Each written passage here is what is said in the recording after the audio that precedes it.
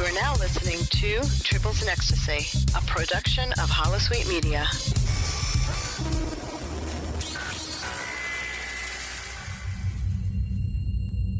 This is Admiral James T. Kirk of Federation Starship Enterprise. Your presence here is an act of war.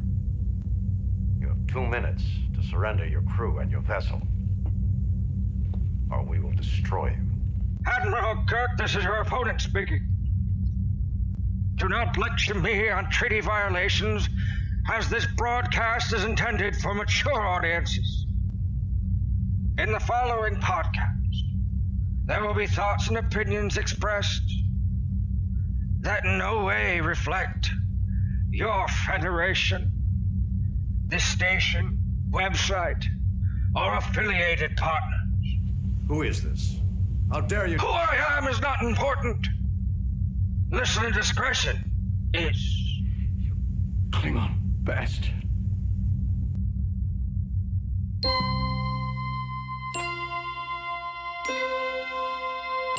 Space, the final frontier.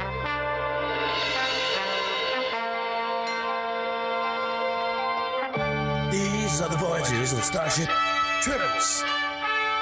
Her ongoing mission to explore strange new worlds, to seek out new content and new stuff, to follow the girl where no podcast has gone before. Another night of Tribbles and Ecstasy.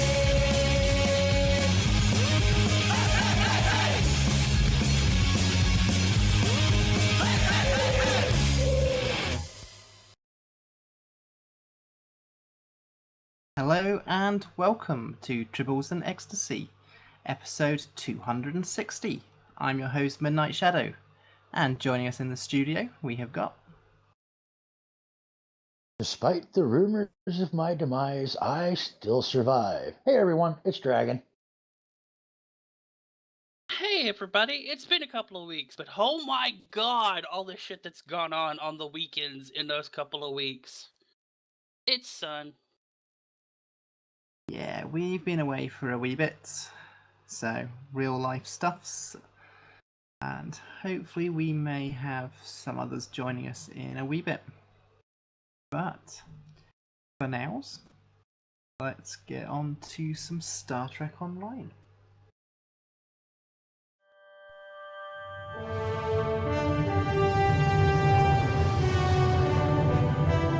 Star Trek Online.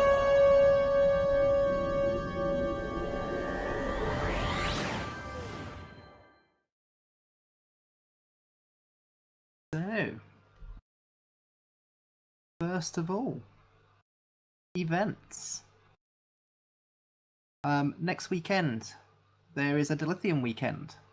That's the 4th to the 8th of May, and following that, on the 18th to the 22nd, is the Bonus Marks weekend.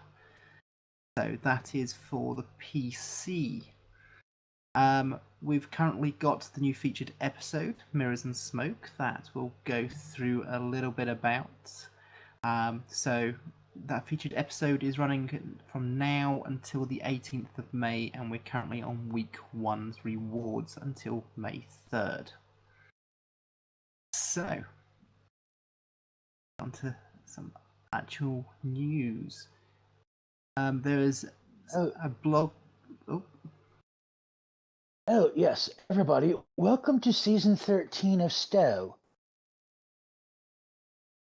Indeed. Also known as, hey, we're pushing this engine to its limits and we won't update it, so it's like crashing everywhere! Honestly, is anybody else like noticing this? Am I the only one? Yes, there have been some crashes.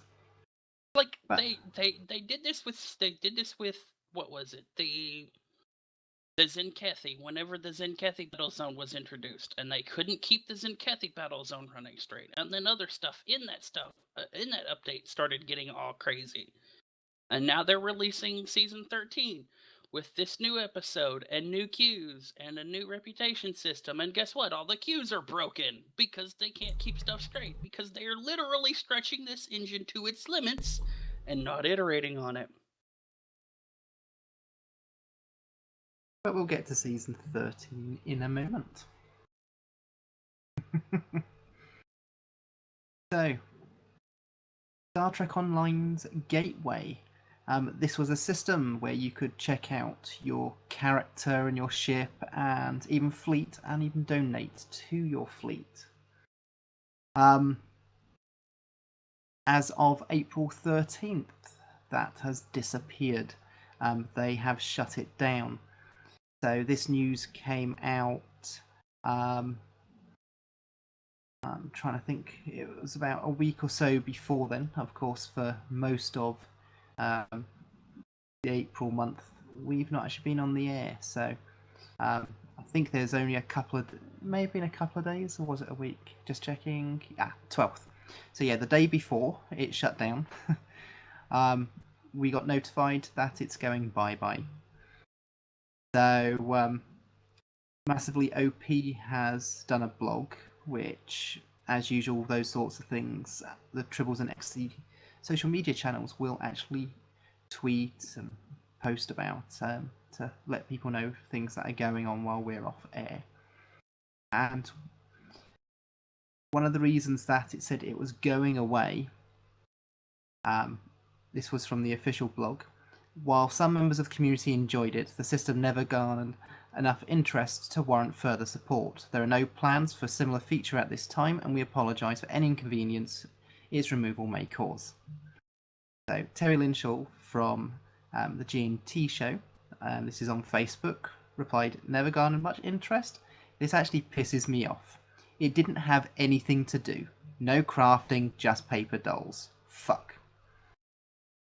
And it's true. A fucking man. It was supposed to have had all this stuff. It should have been what Neverwinter got. But the web team got pulled off it to do other stuff. And we were told quite early on at the time they have no resources to continue it. So, of course, it didn't get used because there was nothing to do there. The best you could do is if you really needed to contribute to your fleet, then you could actually contribute to fleet resources, and that was it. Well, you were logged into a web browser at the point. Yeah, that was because it wasn't mobile. Well, it was mobile in the fact that you could access it through a web browser, but that was it.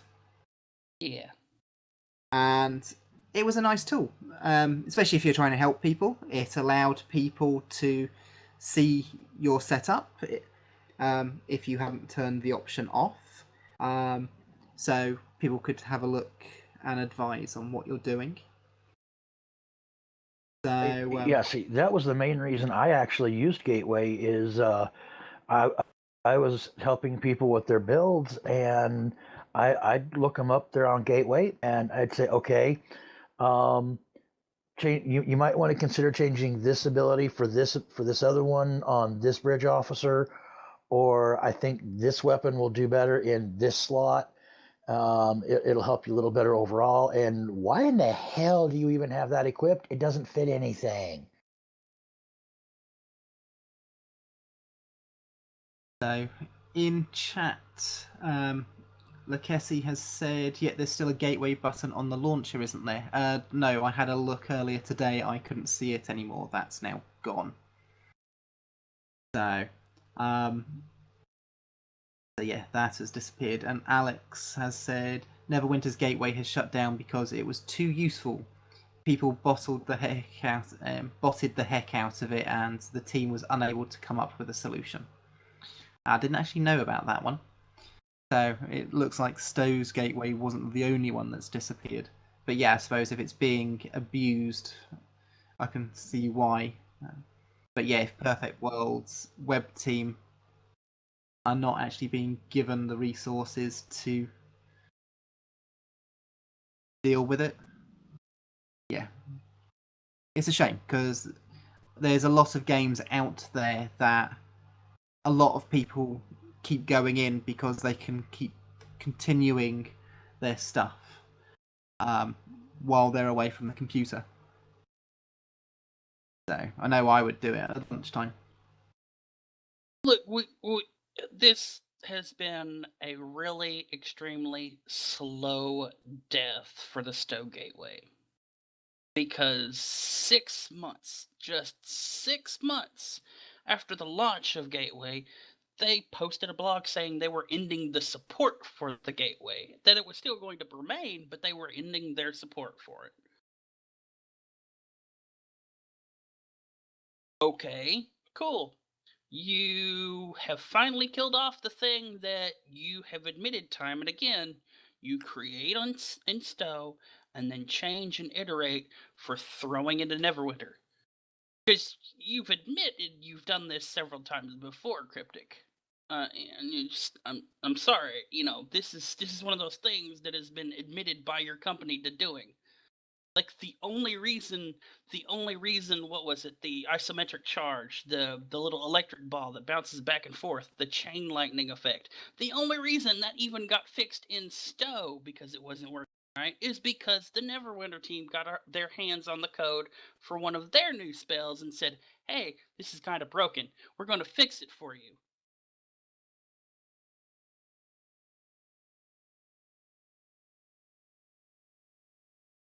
Well, there's always going to be things that are broken in a game. And as with any development team, there's always going to be priorities. So, speaking as a developer, I know that all too well. As a player as well, I can appreciate how frustrated people can be with broken mechanics. And there's never any game where there isn't anything that's broken. But still, the gateway system, it worked. It was popular from everything that I'd heard.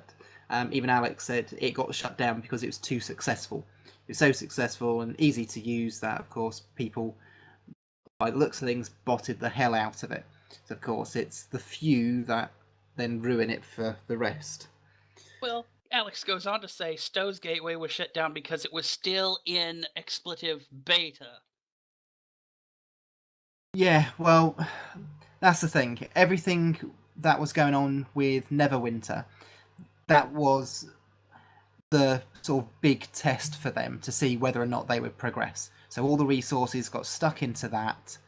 They used a lot of the basic code for doing stuff with Stowe, and obviously things, well, from what's being said, looks like things just kept getting out of control and they didn't have the resources to put in to doing it. So it's a shame.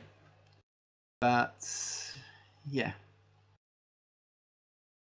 Guys, they're not going to update that particular launcher because they, at this point, assume everybody is running Star Trek Online through the Arc launcher, not the original Stowe launcher.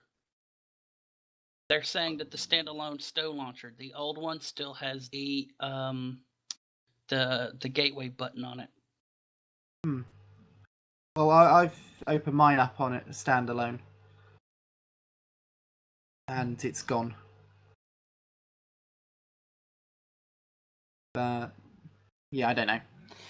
But I suppose I've got Arc on my machine as well, so it could have removed it from within the Arc installation. So, but it's a shame. It did have a lot of possibilities, and I found it useful when wanting to show my stuff off to sort of doing my builds and things like that. So if I was getting help from someone, or if someone did want help, I would advise them with the best of my knowledge on how to sort of look at things from basically what I've been told and what I know. But it did make it easy. But it's a shame when they added the fleet stuff. It wasn't a huge update, but it was something. Although it was slow, and as someone who did log in every day, it was just easier to do that from within the game. But I still had used it from the browser. But yeah, because you couldn't do anything more, because you couldn't do your doffing, you couldn't do your crafting, you couldn't do the Admiralty system, reputation systems. So much stuff was missing. And yeah, as Terry said, it didn't have anything to do. So, it's a shame. But yeah, I think the biggest thing that pisses Terry off is the bald-faced lie. Like at the beginning, there was no interest. Bull fucking shit. Everyone asked, when are you going to update? When are you going to iterate? Are you going to make it mobile?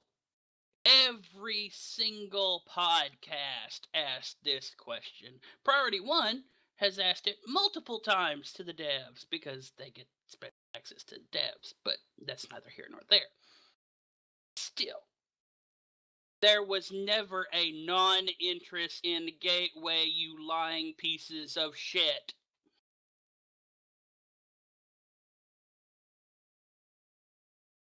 So, but as I said,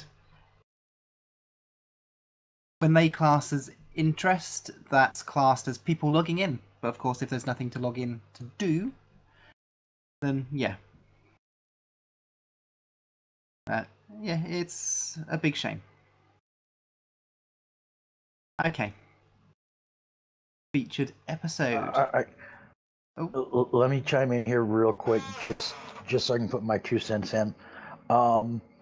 Yeah, Cryptic, like we've already said, you said a long time ago that there wasn't any interest, and like Terry said, and I have to agree with, bullshit. I used it regularly, and I know there were a lot of my fleet mates that also used it regularly.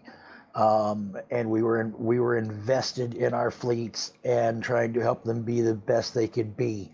We even helped random players that were asking for help, and to say that there was no interest, yeah, I don't know what the hell you guys are smoking, but you need to step away from it, because yeah, that's not exactly the feel that I get when I was using it, when there was actually something viable about it.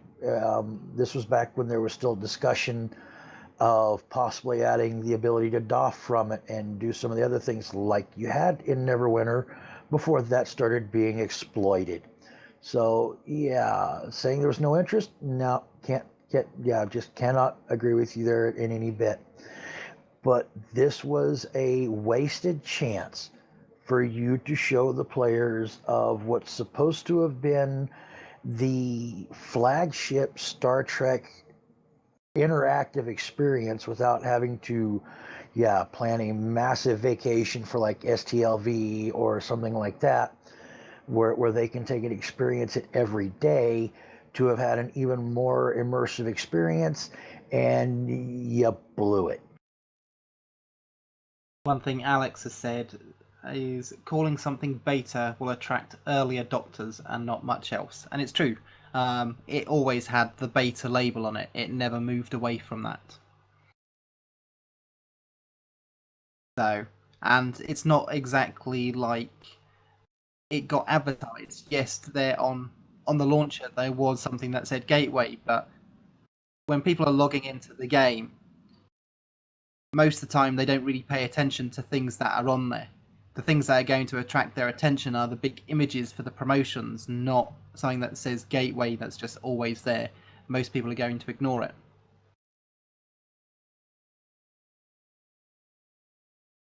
But not to mention the fact, if they'd have made it easier to navigate, that would have been one hell of a nice thing too. Because to change between different people, it took some creative typing in the address bar to be able to look at the different profiles. Yeah, they'd made it that you could look at other people's, but it wasn't simple. There was no search. There was nothing that you could look at your friends. Anything like that, you couldn't do.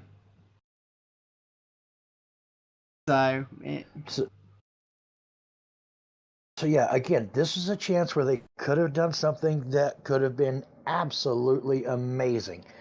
And for whatever reason, Perfect World did not decide to follow through with that. And now we as the players are reaping the, whatever you want to call it, of their, I was trying to be nice.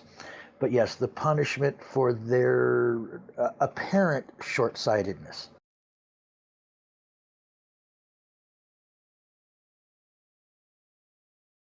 Yeah. Thing is, if it wasn't with the Perfect World web team and it was from within Cryptic and it was their responsibility, I think things might have been different. I know, like Thomas, he designed the Admiralty system and a load of other things with the gateway in mind. They were designed so what you see in game could be replicated on the browser. And that was done deliberately. So the devs had obviously thought we could get this onto the gateway, but sort of unfortunately it wasn't with any team within Cryptic. We've gone through what, 2 community managers since the gateway actually launched? I think when it launched it was Brandon, so that would be 3. We're on the 4th. Because it was Kale Yeah, that that's what I was announced going it. to say. We're on our 4th. Because I'm sure it came out when Brandon was still about, Bramflakes. So since then we also had Trevor and Trendy. Smirk and Trendy.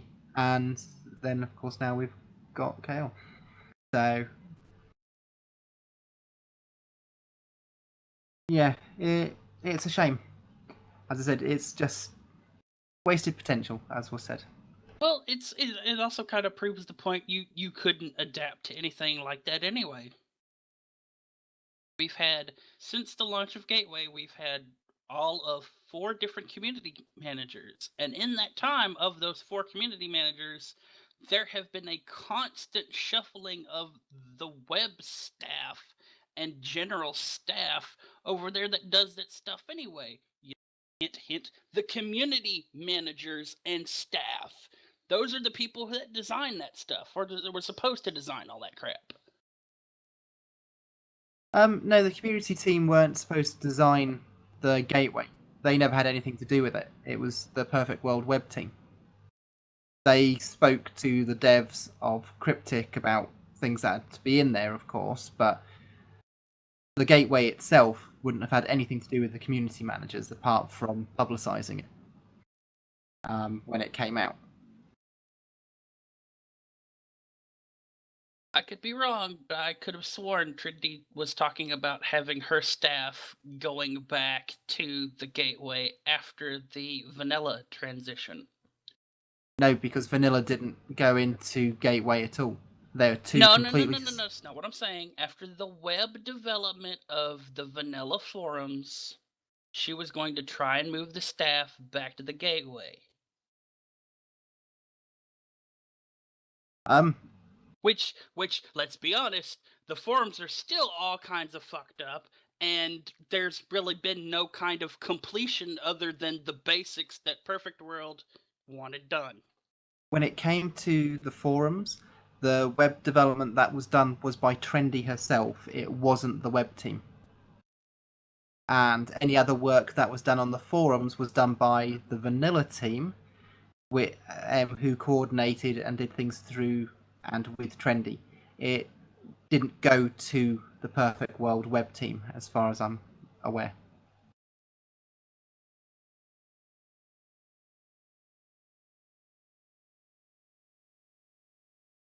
No. Anyway, we shall move on. So, since we were last on the air, we've had 2 featured episodes. So, Survivor.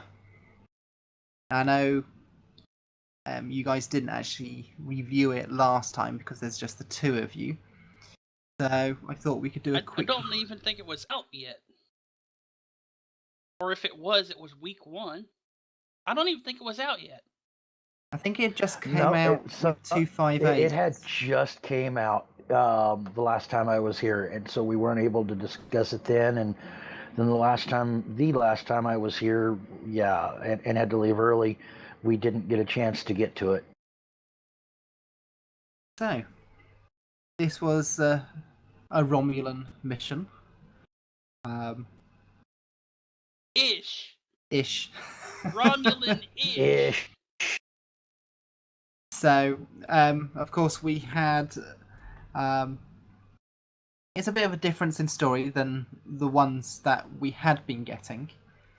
So, with this, we got back Steela, and not only her, but we also got Denise Crosby portraying Yar as well. And So, doing a whole hell of a lot better job at it too. Let's be honest. I will definitely have to agree there. She was a whole lot less annoying in this than she was in Temporal Ambassador, and I'm really glad they removed the voice lines from the fly-ins in Temporal Ambassador because they were so bad. Federation mandate such and such whatever ever clearly states that all. I don't think they've heard of that one. that never bothered me, to be honest. But no, I enjoyed it. I thoroughly enjoyed the map. When I sort of saw the map, I was really impressed with that. It reminds me, there's a Klingon mission where you can't really see the map from the mini map because of all the trees. You wanted to say Alpha? It's not Alpha, is it? What's the mission that came out on the Klingon side? Where it's a ground mission where you beam down, but you can't use the mini map at all, and it's just full of tree coverage. You're not talking the one, oh, dagnabbit. I know the one you're talking about, and now I'm having a hard time remembering it. It's the one where you're going to get Torres, right? I can't remember now. I've only actually played it a handful of times. I think it is. Is it called Alpha?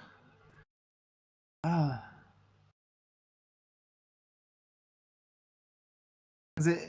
Okay, I'm having a complete and total mind blank. I can see the mission in my head because most of my characters are Klingon or KDF based, and I mean I can see the mission, but for the life of me, I can't think of the name of it. Alex has said in chat, yes, the mission is Alpha. So, and it's with the Herodian. Yep, that is right. I just got this feeling it was called Alpha, but I just couldn't remember because it's been quite a while since I've played the Klingon missions because I haven't really played on my Klingon side or the Romulan side for a while now. Because, things have just been so busy with me that I've mainly been doing my main Federation side. Oh, come on. Just admit it. You're a Fetty Bear at heart. Always have been, always will be. So, but yeah, the map reminded me of that one because that was one of the newer ground missions that they did a few years back and put a lot of work in. Because I think that came out after Legacy of Romulus or with Legacy of Romulus. I can't remember now. If I remember the timing right, I know it was right around the same time. I think that was actually I think it came out right after the LOR expansion, but I could be wrong. I mean, there's that little difference in time frame. Yeah, it was either just before, during, or just after. Anyway, it was one of them. Got 1 in 3 chance of getting it right. But yeah, the map reminded me of that. It was very well detailed, lots of stuff all around, and just looked amazing.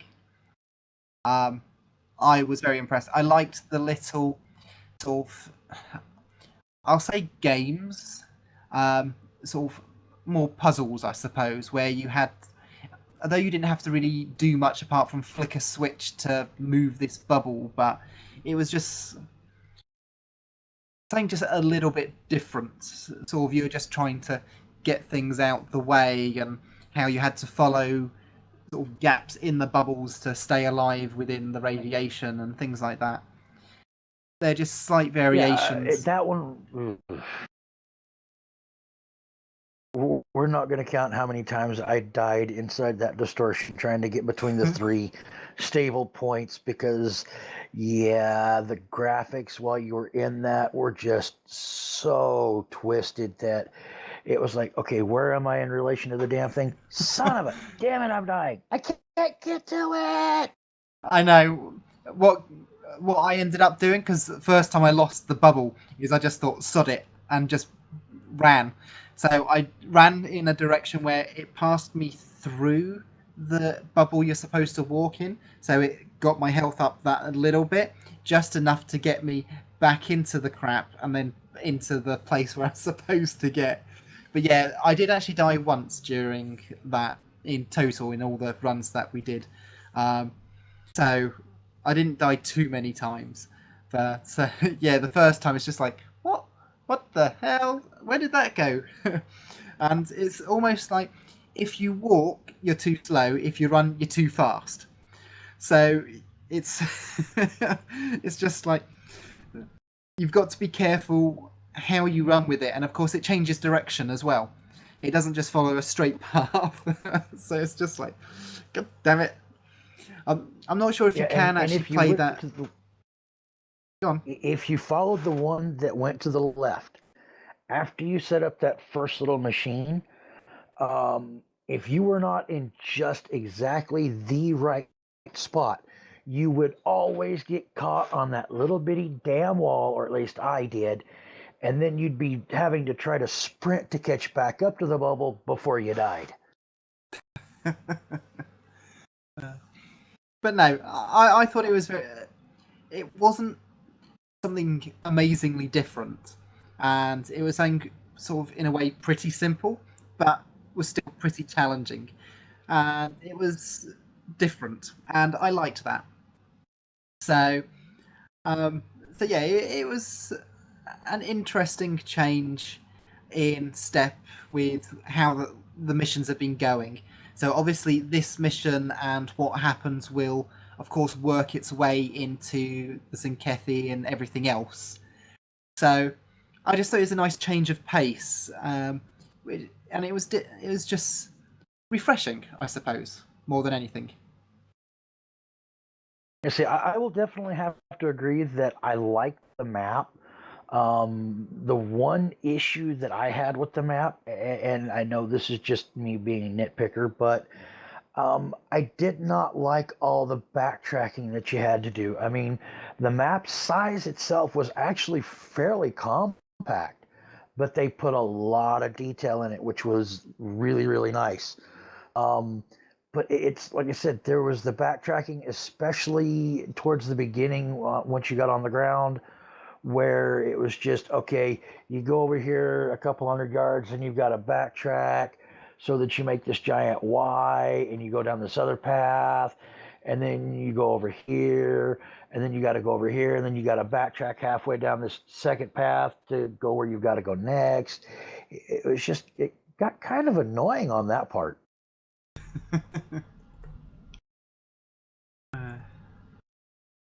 But I mean, that was my one single complaint about that mission, other than the fact I couldn't see to stay alive in the frickin' time warp bubble, that second one that you had to stabilize.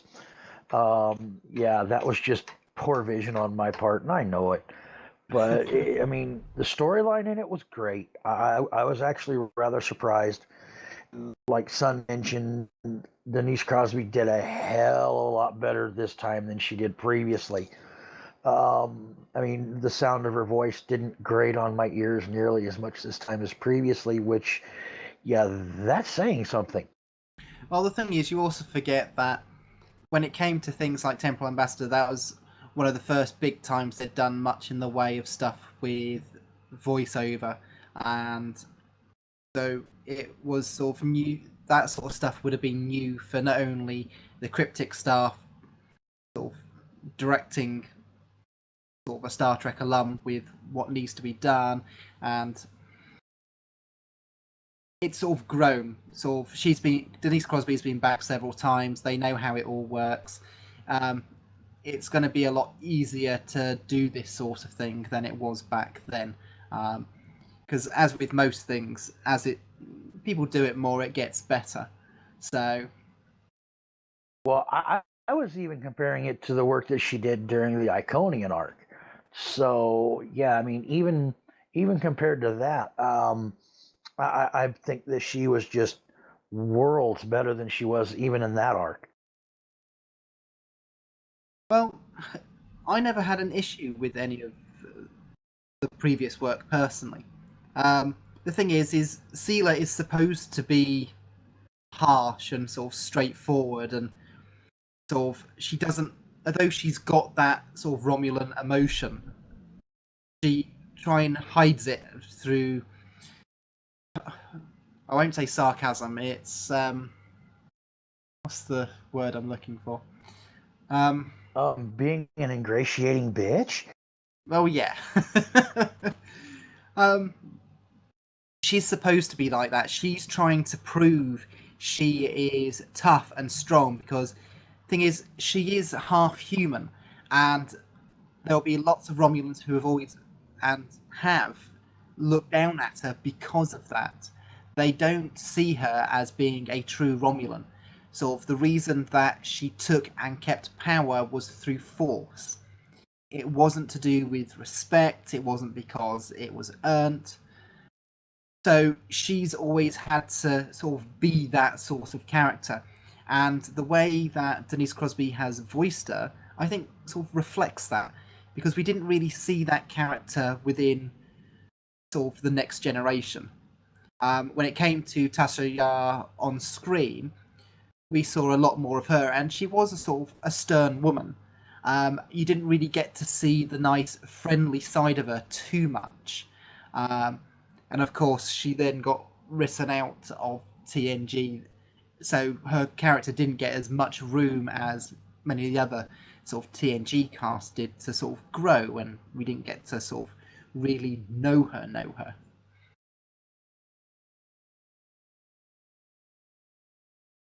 Well, I guess I may have misspoke when I called her an ingratiating bitch. In all actuality, she's exceptionally manipulative. Because if you think about some of the lines that she had in the episode that is your namesake, yeah, Midnight.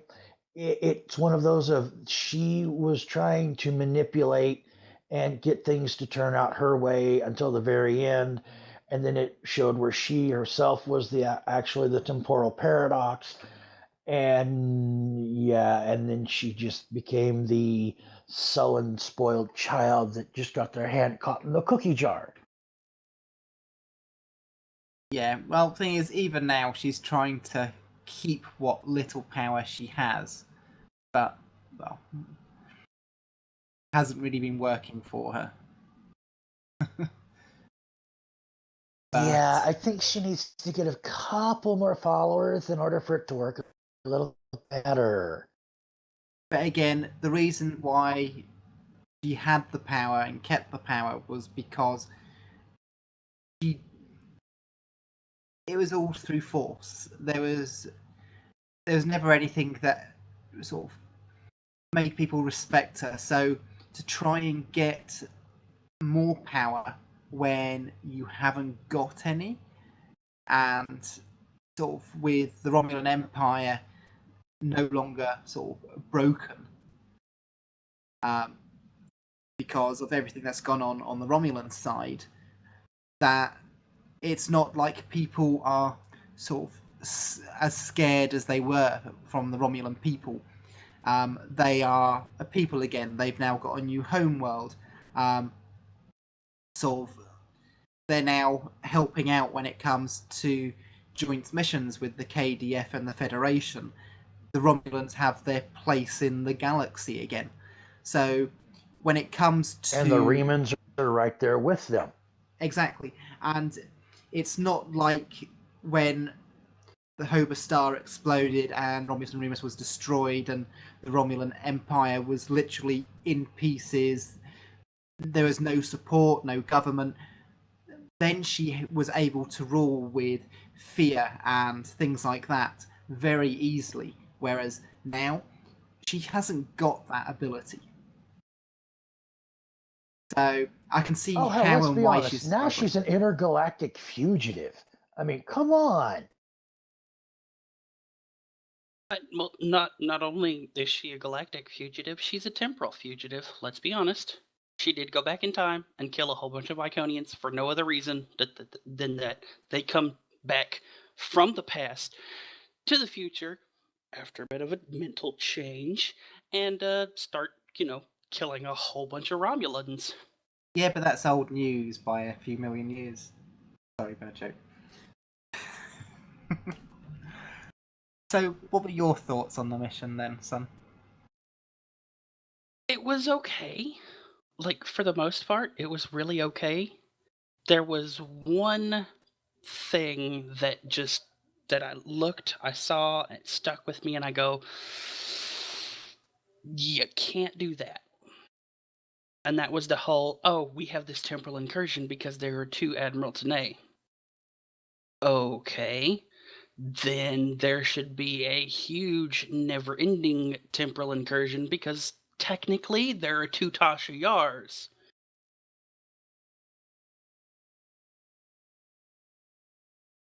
There's the dead one. There's the dead one from Armus. Remember? The dead original Tasha Yar. And then the other alternate Tasha Yar being thrown forward in time or being thrown back in time from a different timeline and existing in this timeline as well. I mean, it doesn't matter if they're live bodies or not. There's still technically two Tasha Yars existing in this timeline. Because we didn't use the genocide machine to get rid of the planet that had the skin of evil on it. Sorry, we didn't do that. So technically that episode has still occurred. But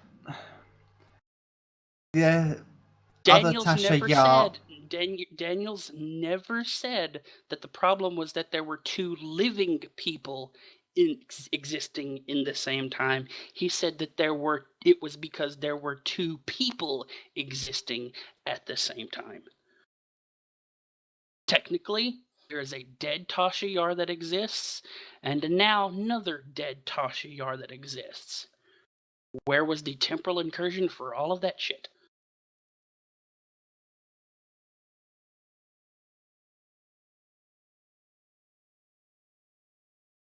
Well, it's not the only one, because we had the two Janeways in Voyager.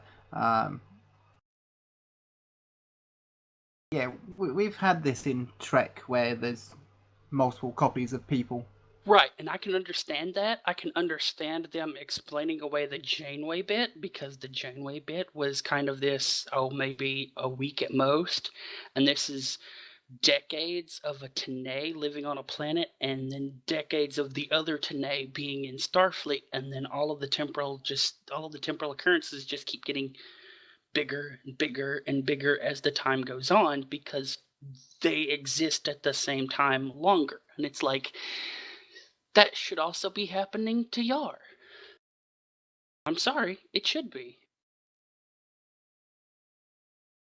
Thing is, it doesn't really go into details about what has shown and a problem with the incursion on whatever sensors they have in the 29th century.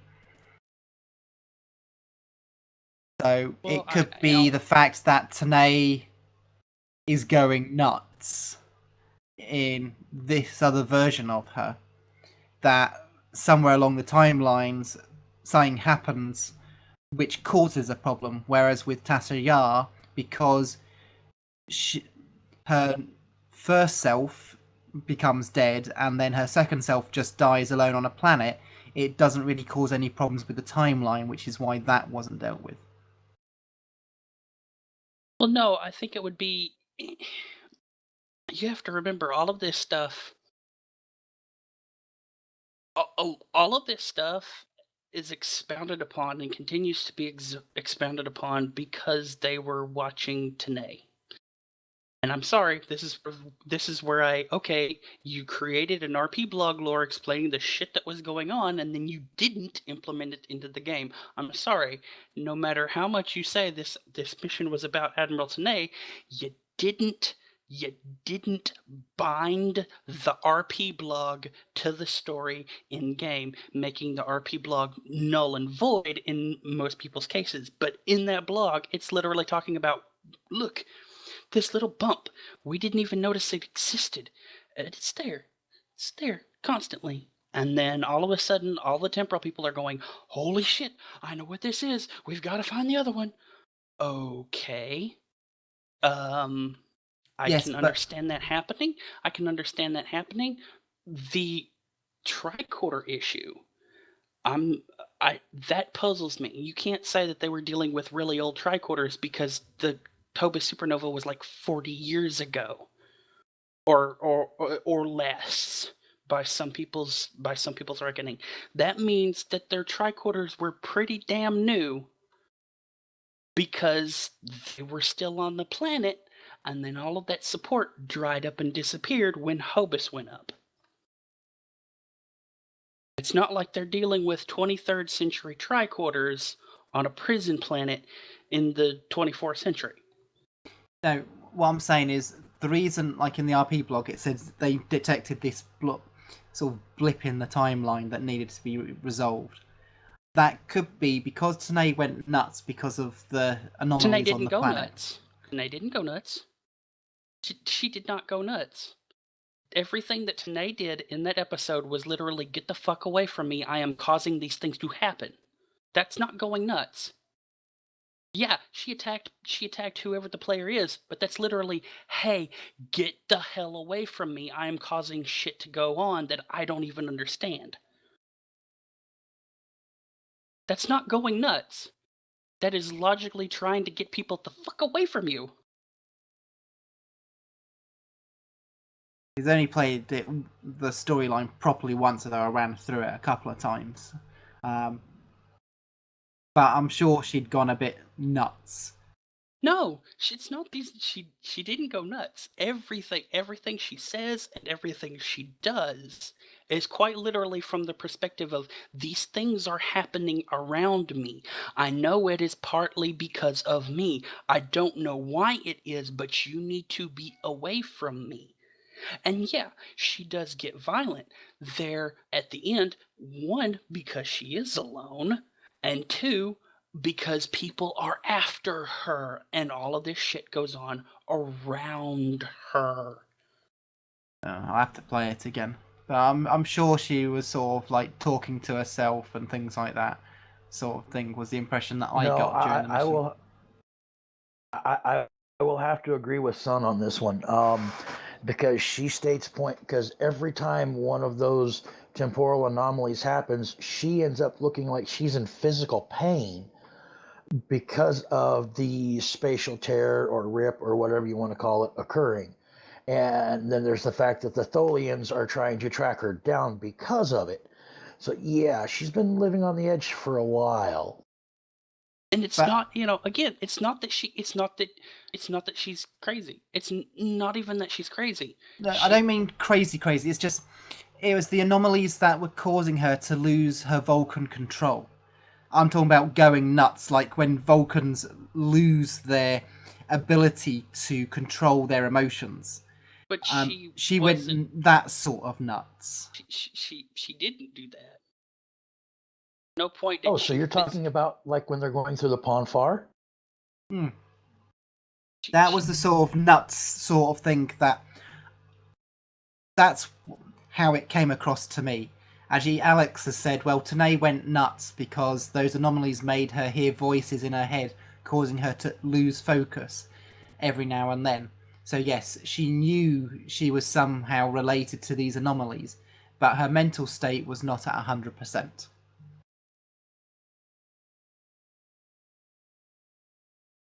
Now, I can't remember in the story why the temporal anomalies were actually occurring on that planet.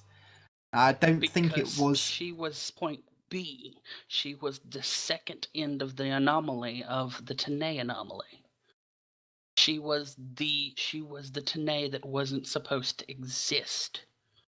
She was the end of the wormhole, so to speak. So I'll have to play it again, because if that was the case, then yes, we should have had something because of Again, it's yeah. not one of those things. But then actually, it could have actually been because you had got the duplicate Tanae and the duplicate Yar both on the planet. That's why the anomalies occurred. But because Yar died, and Tanae was the only survivor at this point in what is our character's present, is why it's only Tanae that's the issue and who we've got to find. Yeah, but see, that's again at no point in this mission whatsoever. At no point in this mission whatsoever does the second Yar talk about being in stress or under pain or things happening around her or her hearing voices or any of that other stuff that we have coming from people saying coming from the Tanae side.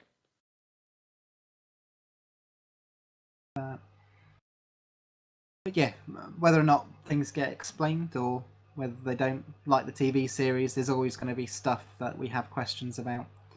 But yeah, I think I'm definitely going to have to replay that mission at some point to go through that again.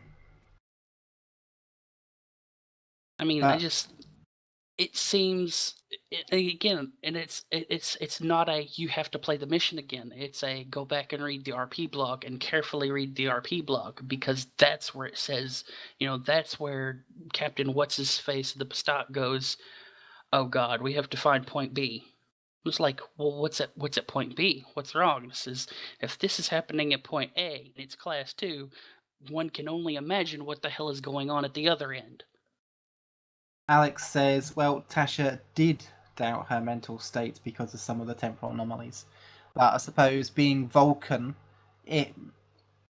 when your mind is starting to go, it causes more problems for you because you're used to that sort of structure, that discipline. But if the temporal anomalies upset that, as we've seen in a lot of Trek, humans deal with it a lot easier. Well, that and the fact that humans don't have telepathy. True. I mean, all this talk about hearing voices, well, if those anomalies are part of the two Tanae clashing, then you're going to have the conversations that go on with Tanae and herself back and forth between each other, fighting to get their way into the second Tanae. Again, hearing voices. Well, definitely going to have to replay the mission, I think. Overall, I did actually enjoy that mission, and as I said, I thought the map was really, really good. It was a really interesting use of effects. From I think the first one was easy to see. The first anomaly that we dissipate was easy to see as, oh, it's already here. It's just hidden behind this anomaly. The cleverness came from, and then you had the second anomaly with the molten rock wall. It's like, oh, this stuff is already here. It's just that we disperse it with the anomaly. The cleverness, I think, really came out of the second anomaly, because you really couldn't tell, and it really wasn't there. The third anomaly, the one that you have to do the walking through. You really couldn't tell that any of that stuff was even there, because for the most part it wasn't, and it wasn't until I want to say a cleverly hidden map transition or something that those structures actually showed up. Because you could, without the help of those little bubbles, without walking within those bubbles, where those bubbles led, you could literally walk that whole path through the anomaly and not have to stay in the little rings. And I really don't think any of that building was there the way we see it when it shows up from, quote unquote, the past.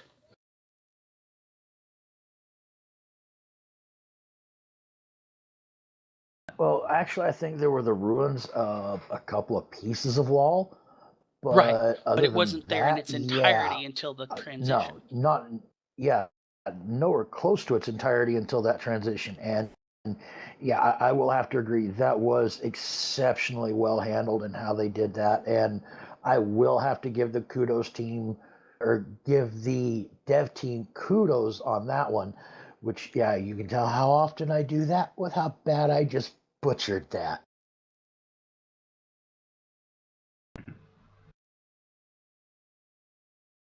Yes, you can mark that on the calendar, Alec. So, I also, one last point. I also think it points to her not having lost her mind at any point in all this. That the fact of the fact that she actually goes back to record a last message for Yar after Yar died, and then buried Yar. but then that could just be her having moments of clarity rather than always having clarity. Because the thing is, we do only And that just could see have been the snippets straw of that it. broke the camel's back. Yeah. That being her last moment of interpersonal contact with somebody to help her be able to have an anchor point to be able to refer to for her sanity. When she buried Yar, that could have literally been the straw that broke the camel's back when it came to breaking her Kolinar training. See, I don't know, and I wouldn't necessarily agree with that either, because I mean, like, all of that crap in the Kolinar and the various other Vulcan studies, they do spend so much damn time alone and in extreme conditions under extreme duress. Like, hello, there's a reason that the whole valley of Vulcan is called the Forge, and it runs with lava. And people on their way, on their Kolinar training have to walk through that shit alone.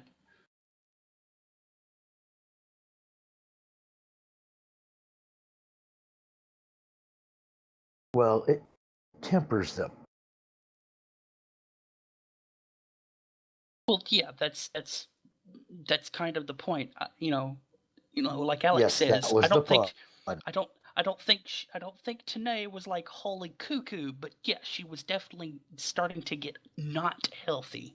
But all of that not healthy was from a place of, one, people are after her, two, we're also after her, and three, all of this shit is happening because of her.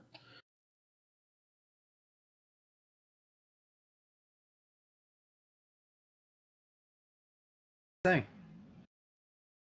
we've had.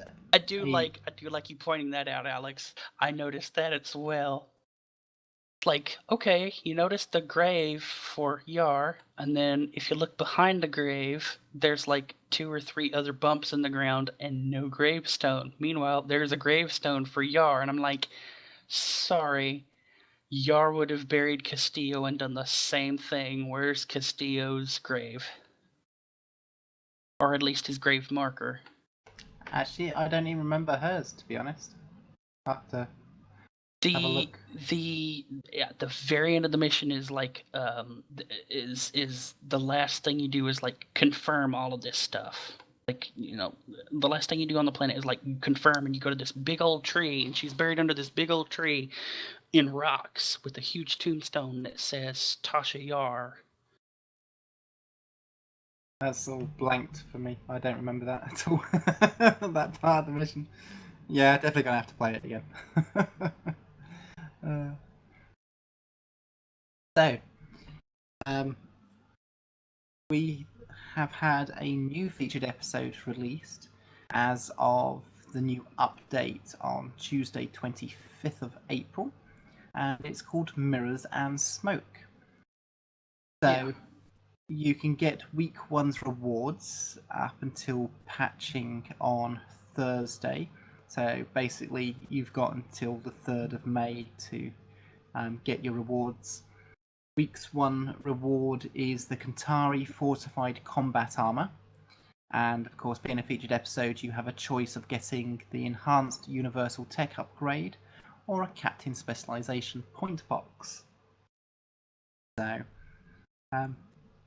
Wait, did you guys talk about the did anybody discuss the very, very end of that mission? Not the new one, but of Survivors. The facility 4028 when they scene? talk about the temporal 4028 scene? Where we have Yar in a prison outfit, and all of a sudden this Federation operations officer walks in, presses a few buttons, and sets down a holo image of Tasha Yar, and Sela goes, "Tell me about my mother." No, we not touch on that, but I want to know who in the hell that ops officer was. that was Duh. Data. Data? I'd forgotten about that, but yeah, that was Data. Okay, here's the thing. A lot of people didn't really realize that it was Data. They wondered who the hell it was, and it's like, well, is not obvious that he's Data because one, he has like some weird, he has that really weird white skin, and it looks different from everything that we have in the game right now. That isn't a bridge officer. For those of you who have the Android bridge officer, bastards. But yeah, no, he's got that skin coloration that is different from every other thing, and he walks in, he's got his hollow picture of Yar that was given to him, when Picard, when Data was on trial and Picard was his lawyer and all that stuff, that was Data's. Well, all of these people are going, hey, but all of the stuff says that, Data was lost. And it's like, no, that's not what it says. You need to read your lore. Everybody's like, but the lore says the ship was lost. Yeah, the ship was lost. In the lore, one of the chapters to Path to 2409 clearly states that Data got his crew and himself off the Enterprise E before it was lost to the anomaly, which everybody believes was Undine, fluidic space based. And they all got to go home, and then Data promptly retired and started working as a college professor at one of the universities. Just like in his alternate I had future. forgotten all about that. Yeah, I'd forgotten about the Data part and the jail cell, and as soon as I saw, I went, yes, Data, because not only I thought, right, this is what, the 30th anniversary for TNG this year. Yep. So I thought, okay, so this looks like one of the reasons why we had this entire mission. I'd completely forgotten about it until you mentioned it. It's just like because, as I said at the beginning, it was such a nice refreshing sort of mission from the way all the other missions we've had, because it was just a different direction. But of course, we're not in the middle of a war during this mission, supposedly.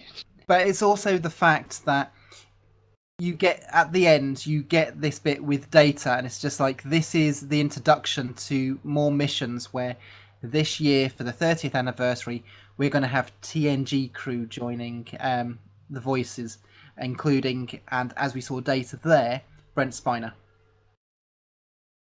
So does nobody realize what this was in reference to? Okay, not being a huge TNG fan, I will be the first to say, nope, not a damn clue. As Guinan, Geordi, tell me about Tasha Yar. The end of yesterday's Enterprise. Oh yeah, I'd missed that one. Oh yeah! Oh my god! Oh, for the love of God. I was too busy thinking, yes, Data, Brent Spiner, other TNG crew, and then made me thinking, oh, who else could we be getting? Because we could have so many people from TNG, and it's just like, ooh. So I didn't even think about a reference to the same line to TV series. See, I guess that's what makes me different, is because I don't instantly fall into that hype thing anymore with Stowe. Well, I don't either, but it was just Unless it's Data. It's just when it's just the storylines. It's just like, oh, if we're going to get these characters, where could the things be going? So my instant thought was, oh, we're going to have more Star Trek alum joining the game. Who could they be, and what could the storyline be? That was my first thought, not fanboy about, because for me, talking and speaking to the TV stars, it doesn't bother me. It drives my wife nuts. She's like, but they've been on TV. It's just like, so? But as I said, for me, it was more where things could be going when I first saw that. And I just thought, oh, Data, Brent Spiner coming into the game. And I just thought, who else could there be? And there's way too many people who are whispering that because of all this crap going on, and then the temporal stuff that we've had, that we're getting Will Wheaton back, but not as Wesley, because he's not technically Wesley anymore. He's a traveler. Well, Will Wheaton bring back Barkley. Will Wheaton, a long time ago, was asked about joining the game. He said he would love to, but he would not do it as his character Wesley. Well, he technically wouldn't be doing it as Wesley. He'd be doing it as a traveler. Yeah, but not to him. He would still be Wesley. So, well, unless they can prove that the character of Wesley had completely changed, being a traveler, which is entirely possible. But yeah, to Will Wheaton, he wouldn't do that character again. And from the sounds of things, that included him being whatever he becomes as the Traveller. He would do anything else, but not that. Which is, of course, what they want him to do. So, but yeah, it would be nice to have Will Wheaton in the game as well.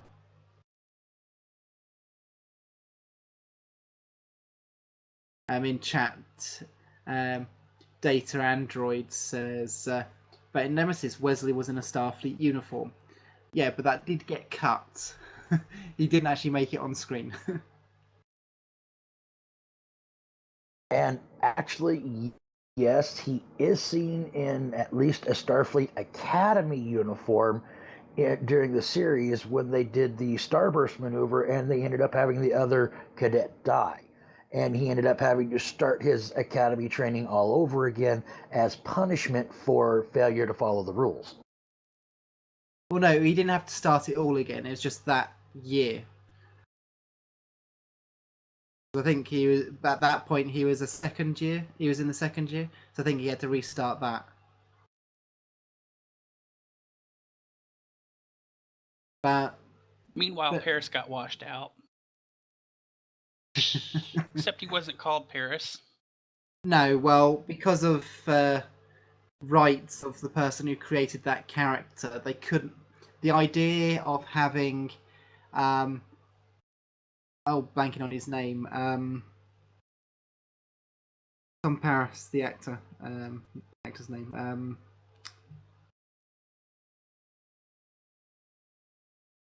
Yeah, I'm drawing a mind blank as well. So glad I don't have to remember things like this, because I'm not that big of a nerd. Says the person who remembered the end of this episode was a callback to, yeah, Robert Duncan McNeil. That's it. So yeah, he was originally. They wanted him to play that character, but they couldn't get the rights signed off for it. So that's why his character was very similar, but different. Because, of course, the whole reason he was in there was because of an accident with him piloting. So, essentially, it is the same character, but different. So...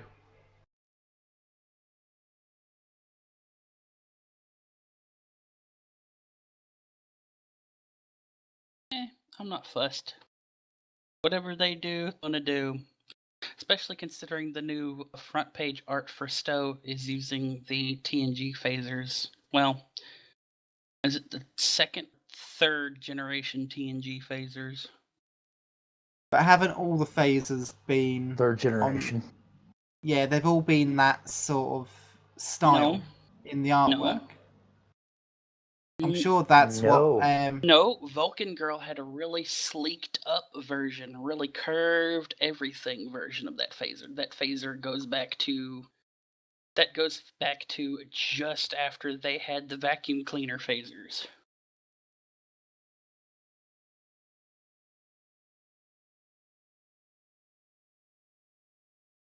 Yeah, that Lucari is literally holding one of those secondary generation, next generation phasers. Because, the first generation was those big dust buster looking ones. Alex says in chat. Yeah, no kidding. No, I'm going to butcher his name. Locarno? Is that? Yeah, Nick Locarno. Yeah. City in Italy. Paris, city in France. So he goes, I guess you could call it similar. No, because we said how the character was essentially the same but different. So yeah, basically they've changed the name from being a city in Italy to a city in France. Whatever works.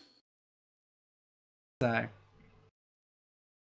I suppose if they did that, it's essentially a little fuck you sort of thing to the person who probably didn't sign off the rights. So okay. Well, that was the featured episode Survivor. So we have a new featured episode called Mirrors and Smoke, as we mentioned. We'll go into a proper sort of review next week because it's only just come out. But I'm waiting for next week's rewards. Do you know why? Do you know why? Yes. No. It's the non-Ferengi missile launchers. Okay. It's like mass-produced missile launcher. It's like, oh right, I don't have to own a Ferengi ship to get a missile launcher now. Kinetic damage for days. I thought it was the ground shields, which were coming next week. No, ground shields are week 3. There are 2 rewards for next week. There is a space missiles, and then there's some type of ground thing because the set is ground. I thought they had the rapid reload missiles next week, and the week after that was the second of the 3 parts of the ground shield or of the ground set. I thought it was actually spread out over 4 weeks. No, I thought it was 3. I'll have to log in and look, but I thought it was 3 because I thought it was 2 for 1 week, and one of them was a space thing that wasn't connected to a set, but it was the Ferengi missile launcher, just without it being Ferengi. I must admit, I didn't have a look on there. In the blog, it said there were supposed to be 2 rewards this week, but when you actually play it, there's only the one that's specifically for the mission, which is the armor. But it was showing the missile launcher for being after the next patch, and then if I remember right, the weapon the week after, then the shield on the final week. But I could have those the last 2. Yeah.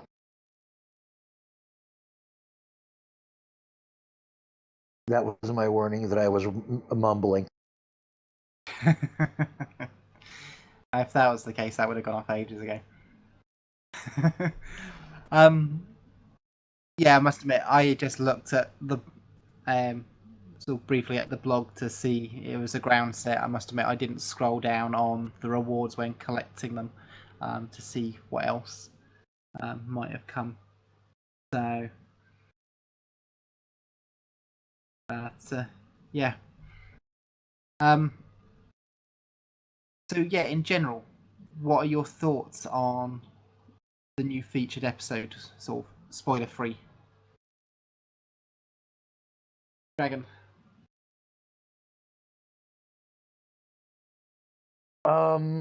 Without doing the without spoiling it any, I believe that there's going to have to be at least a couple real subtle spoilers, as in, yeah, this is definitely a multi-part mission. There's a couple ground pieces. There's a couple space pieces. The first ground piece, I actually liked. It was, yeah, there was a lot of really neat information presented on it. Yeah, I wasn't really impressed with the first space. The second ground, I was not impressed with at all. It was just boring, in all God's honesty. And the final part of the mission, I think it could have. I think the storytelling on it could have been a lot better. But at the same time, I know they were trying to fit a whole lot of stuff in to a rather short amount of space, so I'll give them some leeway. What about you, son?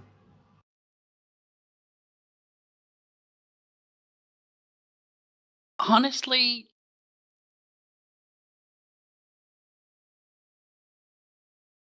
I have to say that yeah, I definitely have certain issues with the episode. Because it's going to it kind of point blank tells you that these parties are doing things that they kind of shouldn't be doing. At least, if you're part of this alliance with the Federation, because the Federation has its rules for doing stuff. And being a part of a Federation alliance means they generally kind of frowned upon you doing those certain things. But overall, it was okay. It wasn't great, but it was okay. There's a whole lot of explaining and exposition that's going to have to go on, even after this episode. Yeah, I There think was it's one real neat thing I saw that we'll have to discuss next week, because yeah, to discuss it now would completely and totally wreck the mission for people that have not played it yet.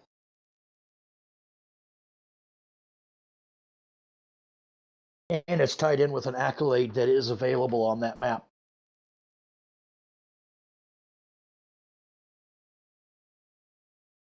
so. Yeah, I think I got a couple of accolades during that mission, but I must admit I didn't pay attention to what they were. Okay, so it is 4 weeks of rewards. You guys were right in chat. Yeah, it's 4 weeks of rewards. Next week is the mass-produced missile launcher by itself. And then afterwards, the week after is the shield, and then the week after that is a flamethrower that's not really a flamethrower. Yeah, it's another plasma flamethrower sort of thing. Well, it's not plasma based. It's not even a flamethrower. It's a caster. The same way as one would use a giant mechanical gun thing to shoot goop everywhere. God, no. Stop it. Okay, here's what's going through my head. I said like casting goop everywhere, and the only thing that ran through my head is once I get all 3 pieces of this set and wear it and start running around with this flamethrower that's not a flamethrower, I'm going to call whatever the hell it is dip. And for those of you who have seen Who Framed Roger Rabbit, that is fucking hilarious. That's just so wrong and so funny at the same time.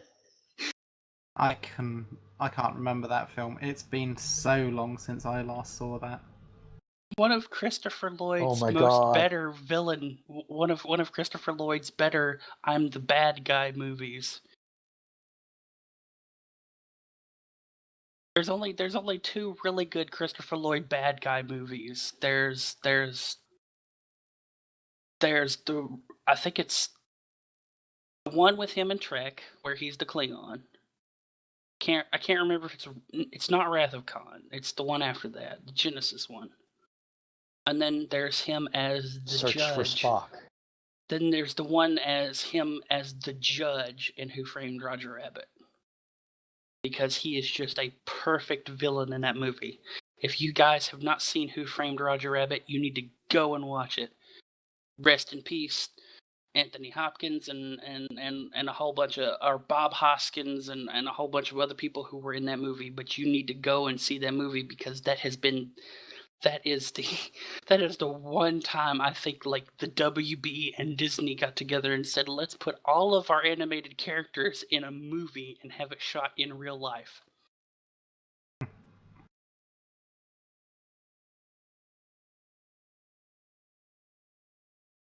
But going back to the mission.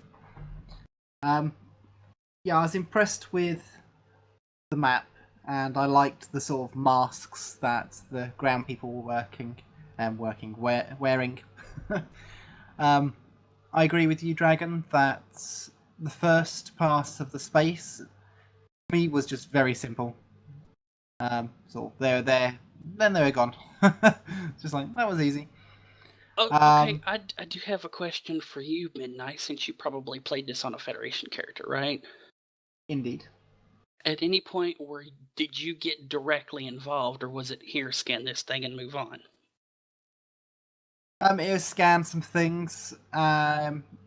Did have some crowd control to take care of. That's not what I mean. I mean, like, those points where you scan certain things, especially considering Federation values in mind, and you didn't stop to do anything else other than scan and then moved on. There was no lending assistance at any point? No. Yeah, that's an issue I'm going to have.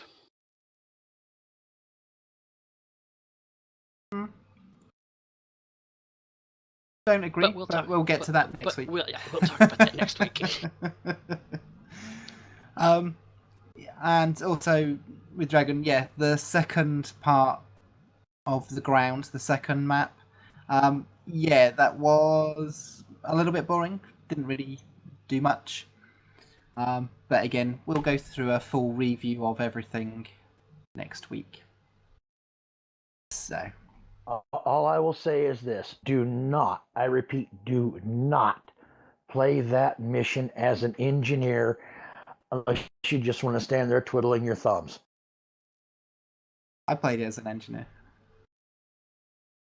And hence why you were twiddling your thumbs on the second ground map.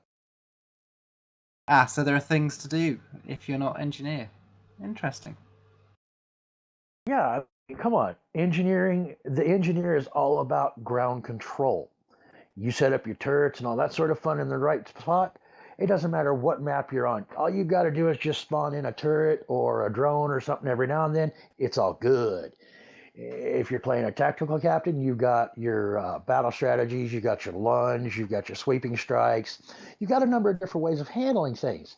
If you're a science captain, you just debuff the shit out of everything and let your bridge officers take care of the dirty work.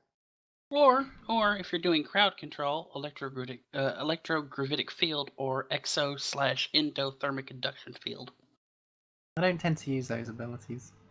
I have a Cardassian now who uses those abilities, and in a group that are all in the electrogravitic field, they kind of instantly die. And she's not even level 60 yet, so... Yes, electrogravitic field coupled with endothermic, it's a thing of beauty. I must admit, with my ground team, I tend to I have turrets. I always have 2 engineers on my team, 1 tech and 1 science, and my 2 engineers basically just all have turrets. So literally, I go down with my away team, and it's just like everyone puts down turrets, and it's just like, bye. Yeah, no, I completely understand. See, but that's where. I might have a look at the other ones because for a science captain, the best thing you can do is get one of the Voth duty officers that has when slotted this that duty officer turns, I think it's exothermic induction, whichever one is the heat, like all the fire, it turns fire field into a turret that spawns fireballs that then fire at the enemies while this fire field is still going on. So yeah, electrogravitic field goes down, then you have the induction field, and then all of a sudden in the middle of the induction field, this thing pops up and starts spitting fireballs at the enemies in the field. So they're not only taking fire damage from the field, they're taking fireballs to the face. Which is why I really wanted to test if it AKA worked with flash the fight. which Go is ahead. why I wanted to test if it worked with the one from the winter event, which was the cold field. Because if that bridge officer also worked with the cold field, not only would they be taking cold damage, but then there would be a turret that pops up and starts spitting snowballs at them. Yeah, I must admit, I haven't really looked into what all the abilities do on science. Really should. Well, it's more to do, I suppose, not just science. I suppose it's ground. Space is my favourite, so I don't tend to put much effort into my ground build at all, to be honest. Saying that it's on my list to do, but Like read the RP blog and Among play the new 500 million mission. other things. It's on Midnight's whiteboard, but it's down at the bottom of the list. yeah, I just need time to play. Just trying to do so many other things at the moment, and with lots of stuff going on recently with family and things like that, which have had to come first. Sort of even getting in game, sort of I've gone days without even going in to do daily missions. So yeah, just have not had the time. So, and yeah, especially after I got back, sort of, well, once I got back from my Scotland trip, I suddenly realised 2 days later that I hadn't even got my laptop out my bag, because of course I take my laptops with me in case of a work emergency. But I suddenly realised it's just like I haven't even unpacked my laptops. Like, yeah, time has not allowed. Well, with everything else that was going on, it's completely understandable. So, yeah. Anyways. Oh yeah. Well, as I always say to you guys, real life comes first. So. But yeah, this is one featured episode that I will have to say, overall, I would have to give it about 7.5, maybe 8 out of 10. Because yes, there was good storytelling. There was some really high points in it, and there were not quite as many low points as there have been in some of the more recent featured episodes. So yeah, I would definitely say this was a good one. And it looks like the set combo, yes, I will get it out eventually, might actually be kind of fun to play.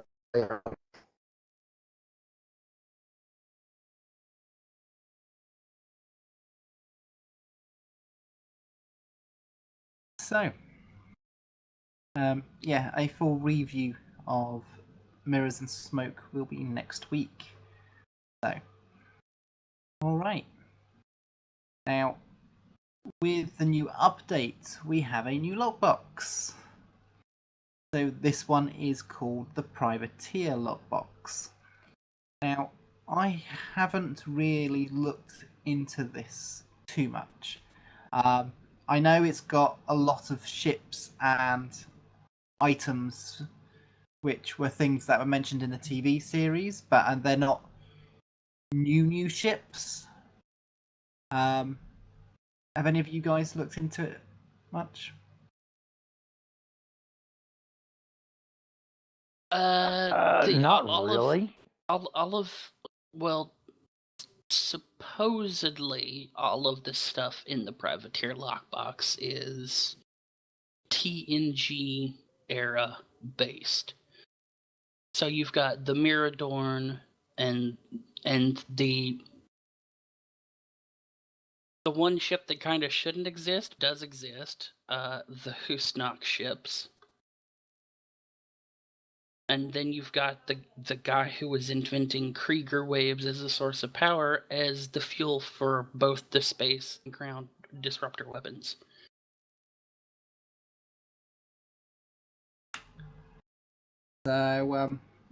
So yeah, again, a lot more stuff that's very TNG orientated.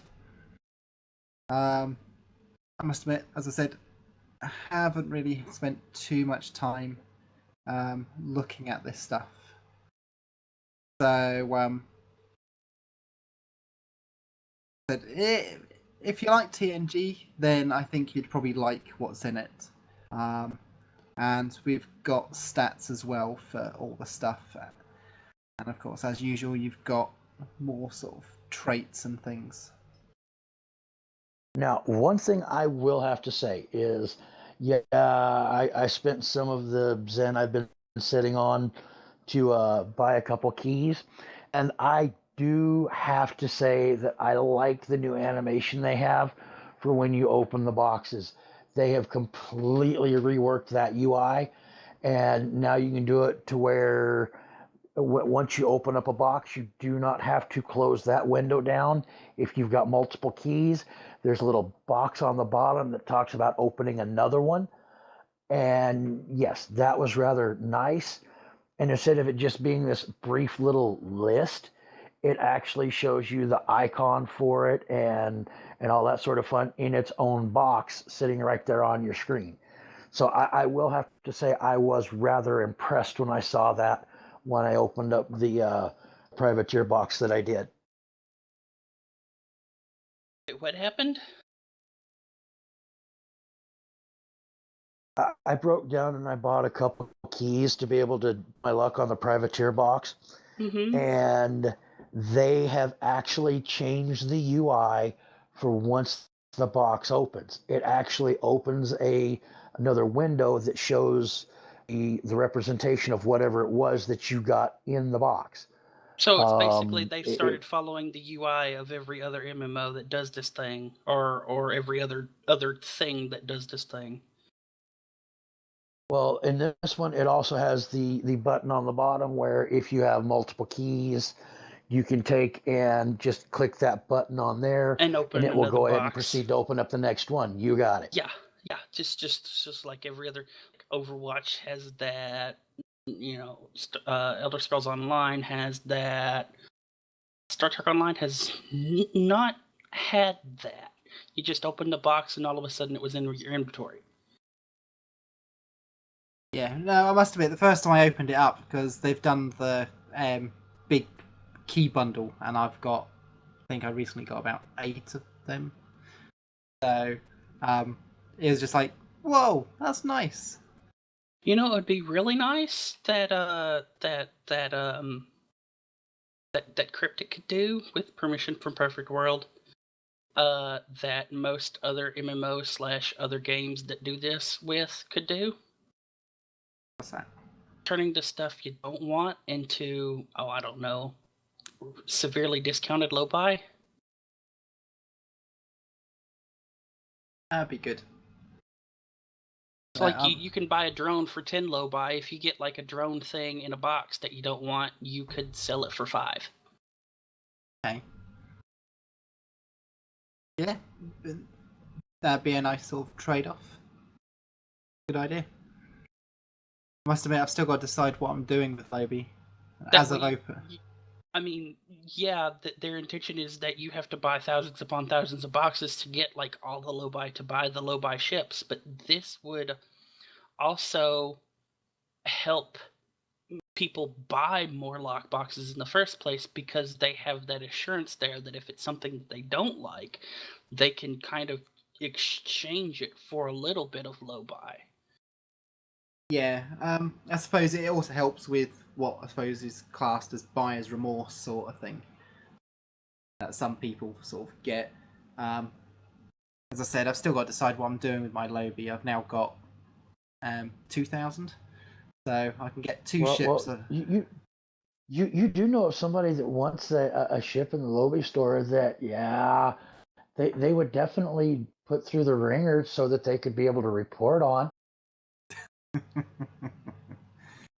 I'm gonna get my ships first. I've just got to decide which ones because I've got I about 3 or 4 of them that I just really want, but I can't decide which one I'm going to get. It's a bit like my other recent problem. It's just like which pack shall I get? So For you, it's anything fed. I mean, come on, you're a Fetty bear. I do. Okay, so I've been doing a little bit of research while you guys were away, which is why I asked you to repeat yourself. The Miradorn is a DS9 species, oddly enough. all right. Yeah, because the guy who's got the changeling key in DS9 is a Miradorn. At least I think it's a Miradorn.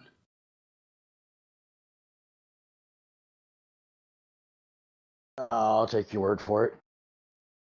Well, it's got the same ships, and that was the whole episode where you have to go into the asteroid field because his daughter's in like a stasis chamber, and the changeling key is actually a key to unlock the stasis chamber.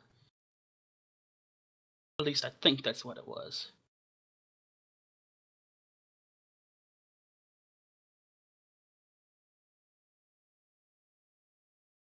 Because just looking it up, Miradorns were the ones from DS9. Just wondering if there maybe could have been a reference to Miradorns in TNG, but I suppose TNG and DS9 are of the same time. The same general era, yeah. So I can see why they do the overlap.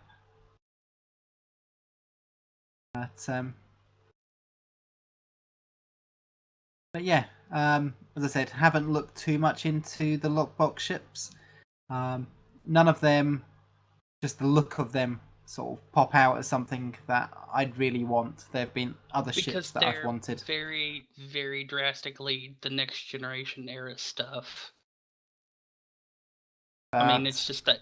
I mean, at this point, I'm. We have our Enterprise J and Klingon and Romulan variants thereof. I am just waiting for the day that Cryptic goes, "Hey, you remember that Edo station that was their god thing, and then a couple of seasons later, when the crew of the Enterprise lost their memory and they had to go blow up a station, and there was that Edo station again. Yeah, now we're going to give that one in the lockbox. The big round ringed thing with the legs that came off of it, and it had like the little male plus symbol on the ring at some point, or the little male arrow thingy on it. God, there was never a name for that station, but I remember it because it was always like phased out of existence somewhat and was just so cheesy looking. Yeah, I know the one you're talking about. I just couldn't remember it being called that. But yeah, I know the one you're speaking of. I'm actually blanking on which station this is.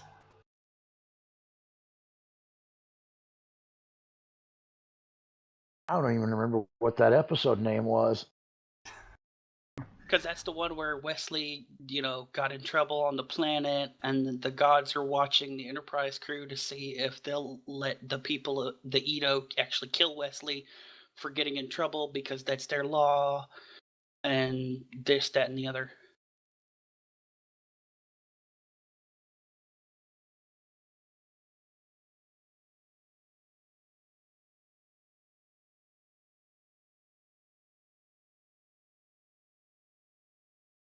Because that's the This thing, Midnight. Thank you so much, Memory Alpha. That thing. I'm waiting for that thing to be a lockbox ship. is I remember the ground part, but for some reason now I see it, I remember it. But yeah, I sort of could, because that whole thing with Wesley, I'm part of the Federation. But yeah, Which is interestingly enough, that complaint and God, that is such basic entitlement, and it just spans generation to generation to generation, no matter where that person is, because that goes all the way back to the Roman days. It's like, you're not supposed to be able to touch me. I'm Romany. I'm Roman.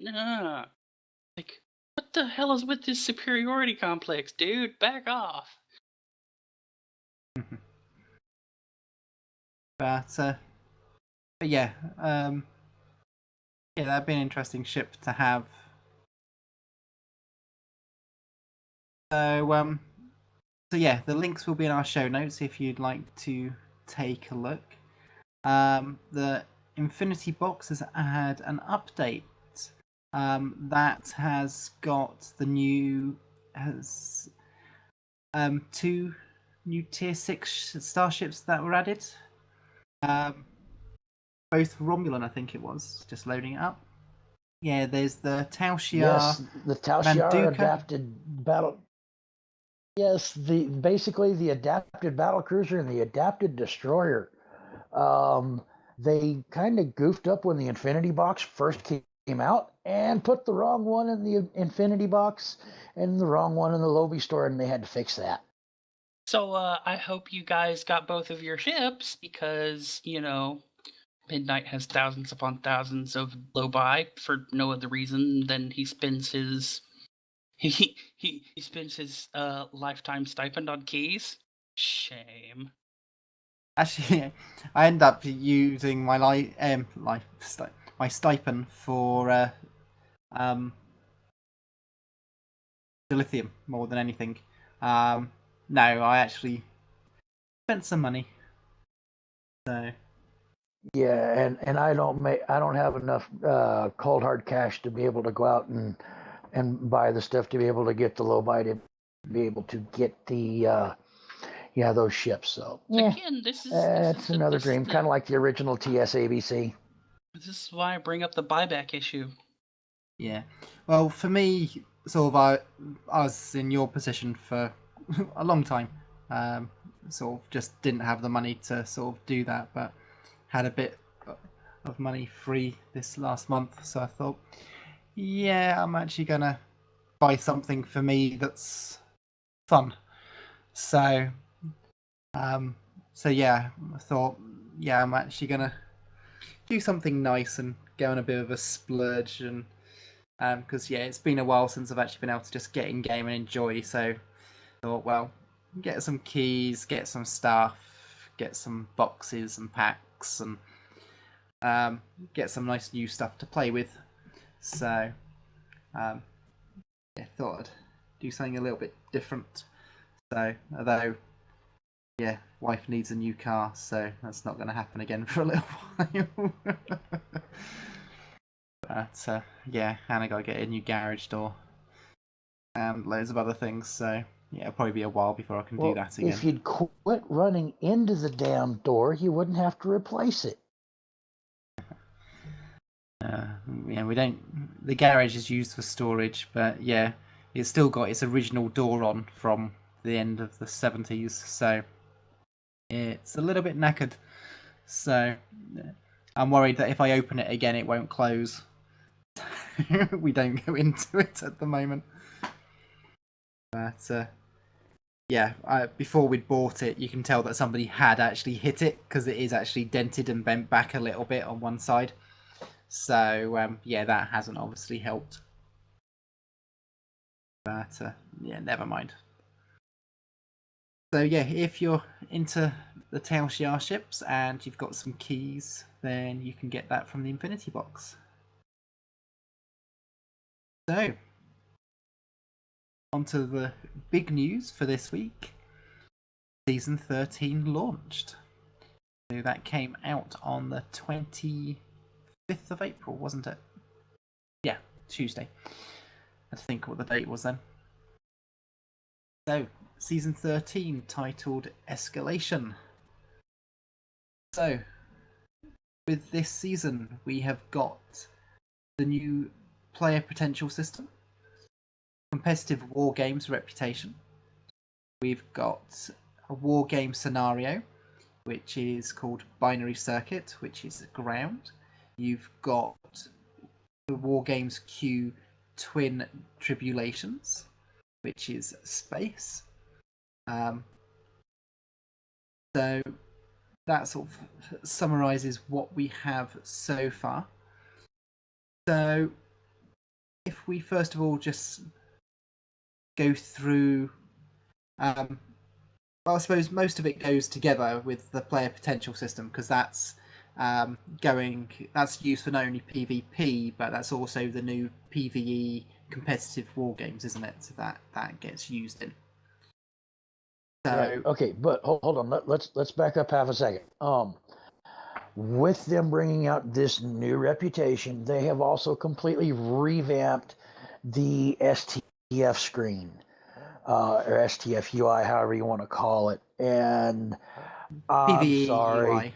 Cryptic, you just screwed the pooch on this one. I've got no other way of putting it. You bent that doggy over and gave it a bone of your own, and you missed. Really? I like it. It's so much easier than all that sodding scrolling used to have to do. Apart from the fact that you've got like an extra click to tick the thing and then launch. I like the new UI. So much simpler. Don't like the fact that it's got rid of the cooldown bit, but I like the new UI. So much cleaner, so much easier to use. Okay, but here's my thing. When I'm looking at it on my level 62 and I'm trying to do an ISA, and I'm only seeing the basic ones because they have completely and totally screwed the pooch in so many other ways that they've had to go back and do how many patches this week after the release of the season. They should have left well enough alone until they had things a little bit better in hand. And yes, I actually used that cooldown timer to have an idea as to when I would be able to get the bonus marks, especially, but also to know, where I was in my rotation in case I just happened to forget. And yeah, I no longer have that point of reference. And it's like, really? That shit was handy, at least for me, and I know a couple of other my fleet mates. And it's like, eh. But I will have to say, I do like how they have have it organized on the left side as to the specific kind of marks that you're looking for.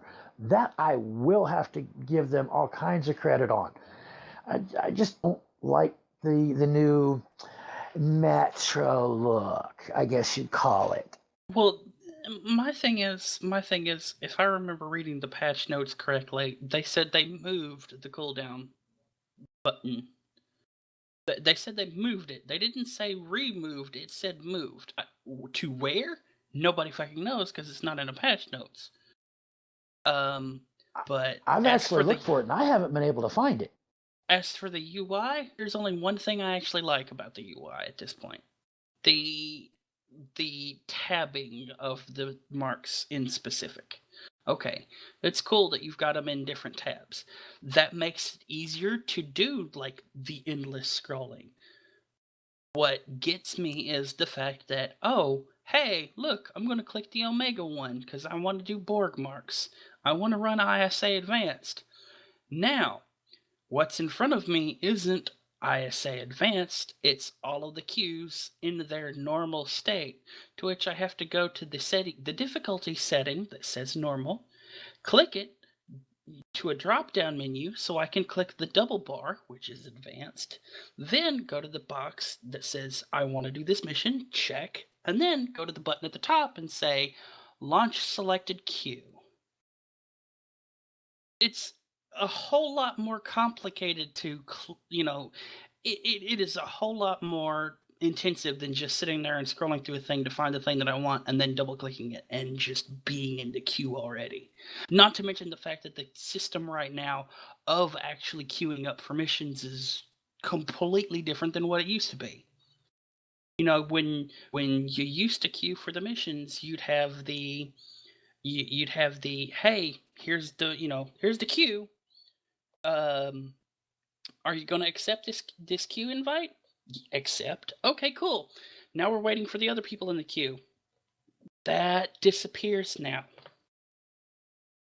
Once you click accept, that whole screen is gone, so you can't see when the actual mission is going to launch, or if it's waiting for other people to join the queue. Nope. All of that stuff has disappeared. So you could sit there, or you could wind up sitting there, doing something and not even realize that the queue didn't pop and you've been thrown out of the system completely. Because that's happened to me more than once. That instead of it going back into line and saying I'm going to requeue again so that when the fifth person joins we can start it up again, it has thrown me out of the system entirely. And I didn't notice until I realized, hey, I've been sitting here for like 10 minutes. Why hasn't anything popped? Oh, I've been thrown out of the system. For me, the missions pop straight away, so I haven't got to that particular problem personally. But I do like the UI, and yeah, there are changes, and from the feedback that's been given, I'm sure they're going to be making changes to it, including bringing back a cooldown. I think someone in chat mentioned that it had been reported there were bugs with the cooldown timers. With, Alex. But he does add, but hey, putting something like that into known issues seemed to be too much to ask for. With everything going on, I'm sure there's a lot of things that haven't made the known issues. It's like every bug in the game doesn't get put into there. But yeah, there's a lot of people who still, even though they're saying that it said cooldowns, still didn't know to press it to see it. They didn't know it was there unless they remembered the news that told them it was there. For the most general players, they don't really notice it or even use it. But yeah, it would have been nice for someone to have said. But yeah, I'm sure they're using the feedback, and there'll probably be some other quality of life improvements to it. But in general, I like the UI. Are you sure? Are you sure they're going to follow the feedback? You're not sure they're just going to say metrics and move on to whatever the fuck they want to do? Because there's a precedent for them actually doing that before. Oh, there's precedent for them doing it both ways. See, this is where I run into the I've never played WoW before, but I'm kind of stuck in the Blizzard camp of thinking because Overwatch. And when you have a lead principal designer, which Rikosa should be acting as, the front man for this game because that's what he's supposed to be. When you have a lead principal designer come out and say, "Hey, when we work with, when we're doing testing and we're thinking about design changes, what we go through is we look at our metrics, which is their statistical data on server of what the players are doing. Then they look at how it feels playing it internally." So them actually playing the content internally, and then the perception of that content from the player base to create an idea. And every discussion we've had with the devs is that we've looked at our metrics and then done something. And then when players complained about it, we went back and did something different. Well, if you had that community involvement in the first place, you may have actually come to a compromise. Well, there's also the thing that some of these things could actually be there, but it's just been disabled because it's not quite working as expected. As always, these things, time will tell what changes come down the line. But yeah, given that in the forums, one of the most talked about things is this UI. I think that they will be looking at what changes need to be finished or need to be implemented. So, but as I said, for me, apart from having the extra click to sort of launch it, I like it. I haven't noticed as I said, I haven't needed to go back to see what's been queued or anything else like that. So I haven't sort of had the issues that you guys have had. But yeah, for me, I find it easier to use, to be honest. But as with everything, some people love these things, some people hate it. In the generic marketing terms, individual experience may vary. Yeah. Now, the player potential system.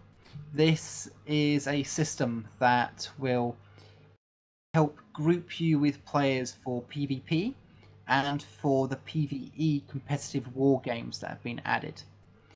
So, what should happen is once you have what will be your own score for your own kit and ships and everything else that you have, you should be partnered to go against people that are around the same level. It may take a few games to actually get to that point while you get sort of a score, but hopefully it should stop people being turned off doing a lot of these games because they're going up against someone who does like 100k in one shot sort of thing. And Yeah, but see, I've already ran into that, and that's why I'm like, yeah. But remember, to begin with, the real player impressed potential. with it, but yeah. To begin with, the player potential system wasn't turned on. That only got turned on a couple of days ago, and it's going to take you some time to build up a score and everybody else to do that, so you can actually be matched. So you're not going to see the benefit of this system. I would personally say well, depending on how much you play and others play who's in your queue, maybe for a couple of weeks.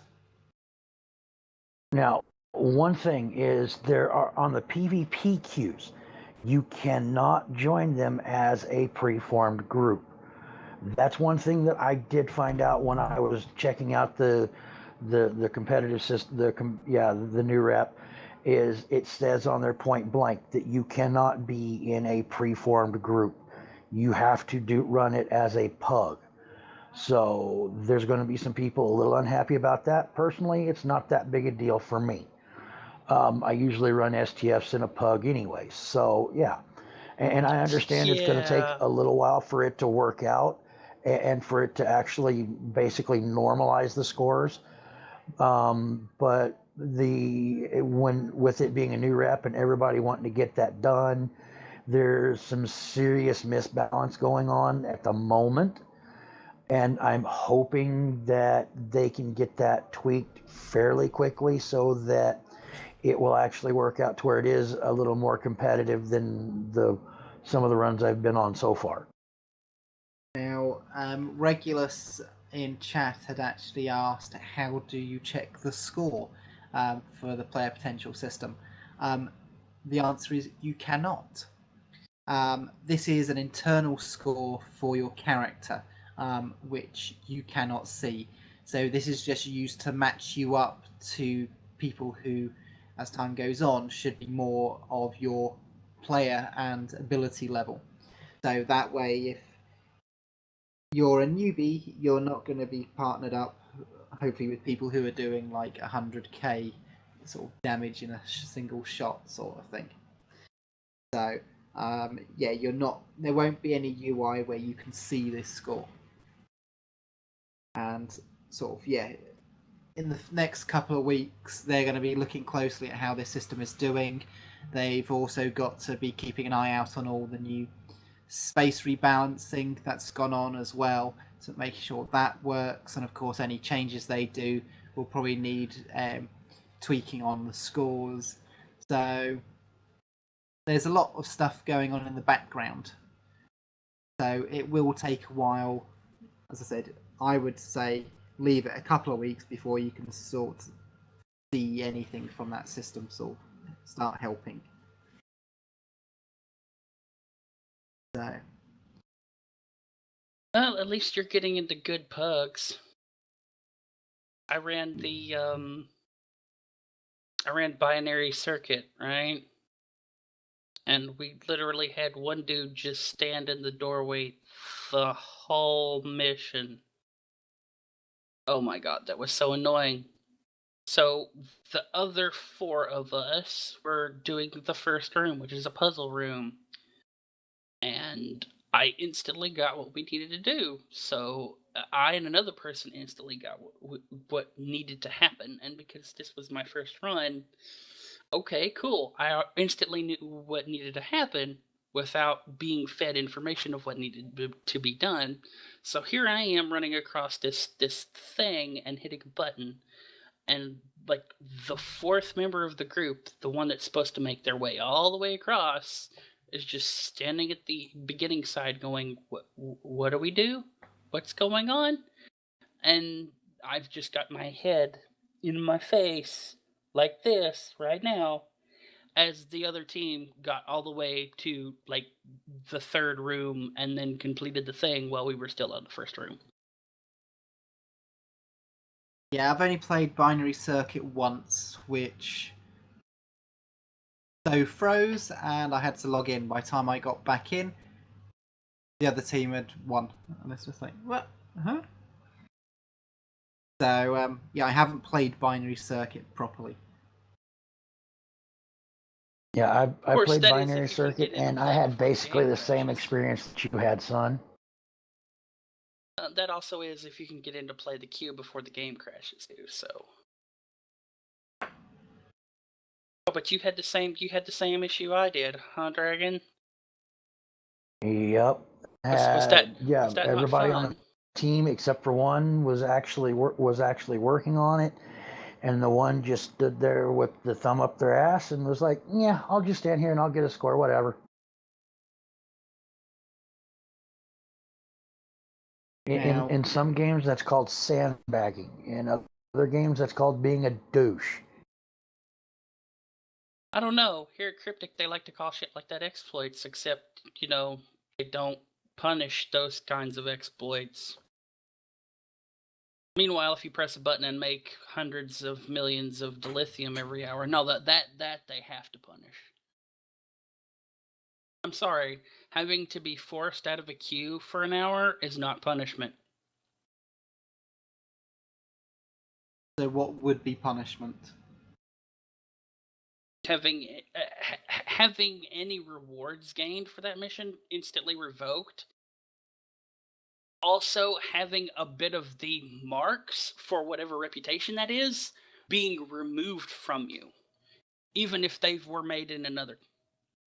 The issue is when it comes to false positives. So people who join a queue, but because they're playing with people with high DPS, don't do enough damage, or their system freezes up because of bad network, or in one mission I once did, I got stuck in sort of an asteroid, so I couldn't move.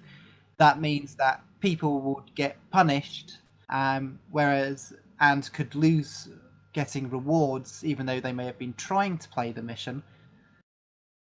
So that's the thing. By doing it where it's just they're locked out from doing that for an hour, means that people don't lose things, because it's not always that accurate, because they can only do so much based on the information. And I understand that, but if something like that happens, you kind of need to rethink your ability to play an online game. Or if it's a bug on their end, that is something that needs to be brought to their attention as something that needs to be fixed, like getting stuck in an asteroid. See, that's something you can't help. But yeah, as Alex says, getting you have a report. having freezes, all of that kind of stuff. That is stuff that is on your end that you may not be able to control, but is more or less the fault of you playing at a time when you probably shouldn't be. Not always. I've got a machine that's more than suitable for playing the game. I've got a decent enough internet connection, but every now and then my machine can freeze up playing the game. Everybody else is okay. So it's not always true. And as Alex says, if you've got someone like that, then they have a system in place to report players. you report the people who keep doing that, enough people report them, then they get temporary or permanent bans. But you're also, yeah, but then again, you also have the reverse of that as well, which is false flagging people. Yes, which is a thing that, and I'm sorry for all the people who I'm about to piss off, but go fuck yourself, Dental has done a whole hell of a fucking lot of. Thing is, they need an awful lot of people being false flagged to make a difference to that. And sort of Dental do a lot of things, but not off. I've not heard of them doing that.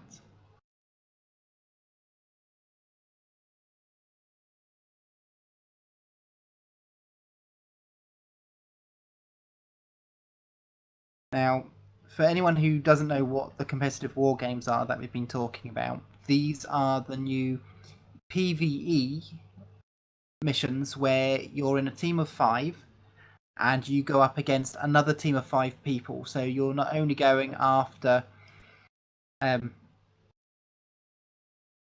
objectives within the mission, and you're going up against sort of AI sort of ships and targets, but you're also going up against the clock against the other team, and you get more marks if you're the winning team. So it's PvE with a twist of PvP added to it, I suppose. Which means you have to wait for another 10 minutes for another 5 people to queue into the mission.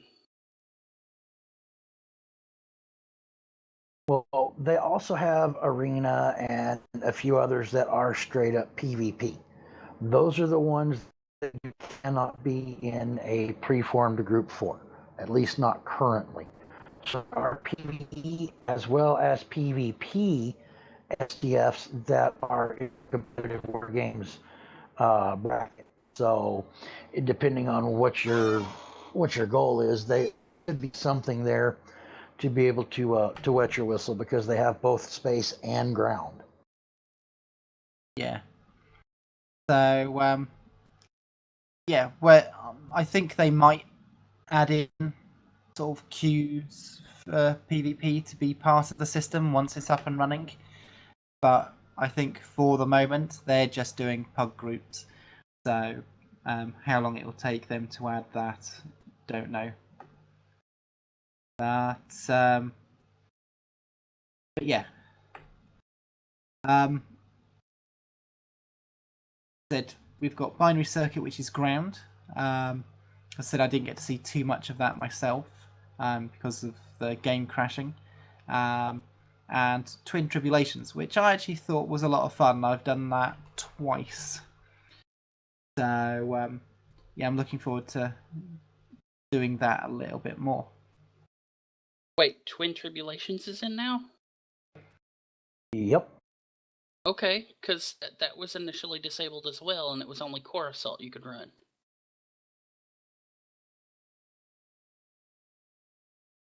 But yeah, that one's in it. So you've basically got Gauntlet, isn't it? So you've got to get through several rooms of enemies while doing these tasks, and sort of fight your way through to sort of a target at the end, which you then have to beat. Yeah, and that's the that's first Core team to do it. Assault. That's Core Assault, not Twin Tribulations. I thought that was Twin Tribulations. No. Twin Tribulations is the one in the RP blog. That was the Riemann entry. And when this launched, it says Twin Tribulations is disabled. It was in the patch notes. All right. For some reason, I'd got that down as that one. Okay, so Because Core Assault is the one where you have to blow up like a warp core thingy at the end of a gauntlet. That's just like Binary Circuit. okay, so I must be missing a blog then, because I've seen the one for Binary Circuit and I saw the one for Twin Tribulations, but I didn't see the one for Core Assault.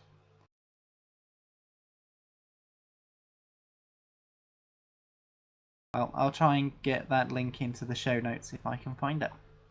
Okie dokie. But yeah, Core Assault. Yeah, that's the one that I've played twice and have enjoyed. So yeah, I look forward to the other one when that gets enabled. But with season 13, there are some new wallpapers. So if you like to have some of the imagery that you see within the season up there, then the link will be in our show notes, or you just go to the media section of the Star Trek Online site, you can get it there. Okay. I think they could have offered more options on the wallpapers because I'm only seeing 2. Sorry, I unless there's didn't just something actually. totally wrong. Sorry, you Skyped really badly. You've got a massive ping at the moment. I think your storm's causing issue.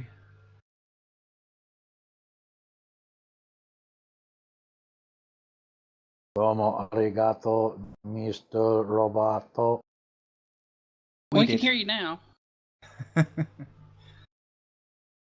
Okay. What I was saying is personally, I wish they would have had more than the 2 selections for the wallpaper, because yeah, there are so many things that they could have done just out of the featured episode that I think would have looked rather wonderful as wallpapers. But yeah, so far they're not options.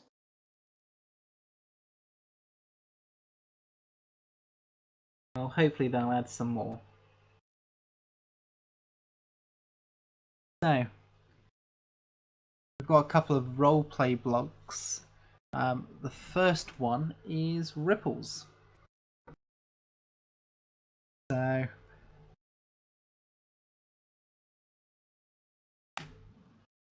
This is the RP blog with the Pastak crew about Tanae, isn't it? Loading I up now, believe yes, so. because this is the one with Daniels, isn't it? Yeah. Yeah. Okay. So, again, I was excited for the fact that it was going to be an episode that would be tied directly to an RP blog, and for the most part, it is. The problems in the RP blog are the entire reason the episode exists at this point. But again, if you didn't read the blog, guess what you got hit with a couple of weeks ago? A new episode that had fuck all to do with what's going on, and you would not know what the hell is going on. You just got a call that some shit was going down, and you had to go investigate, because, oh, look, Sela.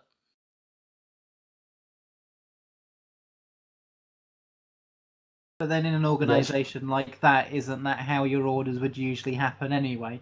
You get told there's a situation you've got to go and do and deal with. You just go and do your Don't try job. your little Federation bullshitty shit thing. You know very well that all this shit comes out on an RP blog, and then they literally hand all these players a mission, and the people who don't know that the RP blog even exists look at this mission and go, huh? Why the hell wasn't this in the end of the temporal war thing? Because this has everything to do with fucking time travel. You know, something that they said they weren't going back to for a while. We don't know how it's going to work in, but yes, we've talked so many times about how these roleplay blogs should be in the game.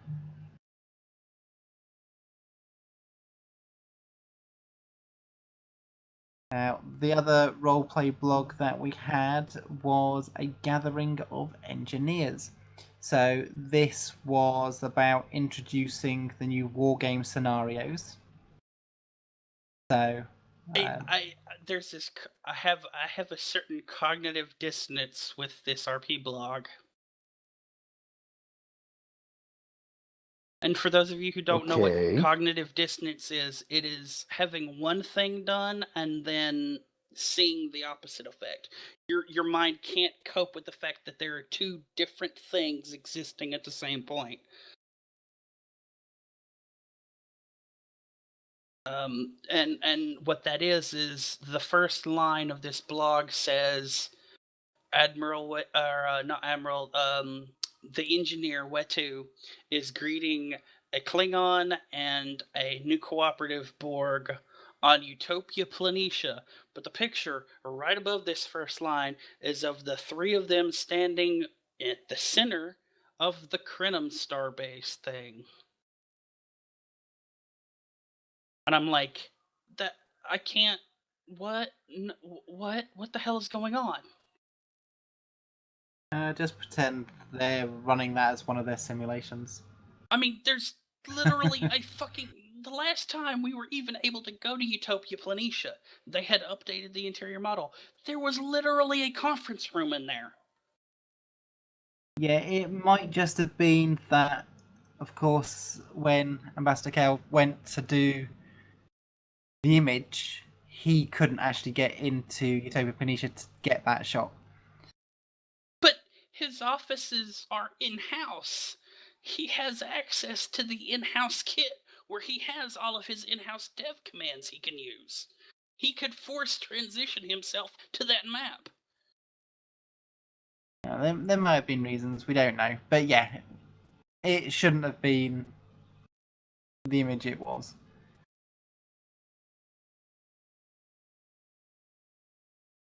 But yeah, I did like the banter between them all in this one. So, made me chuckle. Although, yeah, I kind of have to agree with Alex. Where the hell was the Romulan Riemann representative? I mean, I can understand the new cooperative guy being in there because, specifically, one, the Delta Alliance needs representation in all of this. Okay, I get that. But you have the three major superpowers now of the Alpha and Beta Quadrant, of our known sectors of the Alpha and Beta Quadrant. Not really seeing the Romulan, representation. They may have been busy. Doing what? Whipping Remans to finish the damn mission? That seems counterproductive to what the New Republic stands for.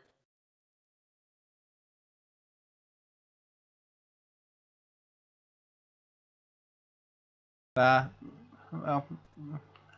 who knows? But the thing is, too many people making decisions. Not everything gets done, so who knows why they weren't included. So, yeah. Moving on to patch notes, there's been huge amounts. Let's see, there's an update since we were last on 6th of April, 13th, 20th, 25th, 26th. And this, of course, the 26th was a huge one. Then we'd got the 27th. Sorry, the 25th was the big one. So yeah, we've had lots of patches in the last few weeks. So most of it is to do with the season 13 launch. All Kabali Adventure Zone missions can now be played and then replayed. So that's one thing that's been updated that I'd noticed. Haven't gone through a huge amount of them because most of this now is sort of really old news. So links, of course, I'll stick in the show notes in case you want to take a more detailed look.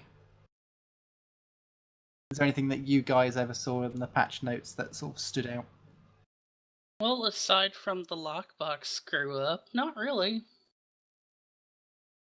Yeah, that was kind of the same thing that I was thinking about. It wasn't really anything amazing other than the fact that, they put the destroyer and the new adapted battle cruiser in the wrong locations at first, and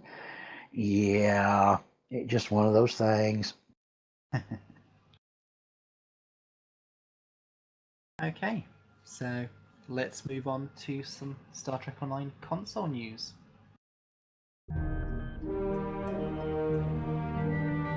Star Trek Online Console News.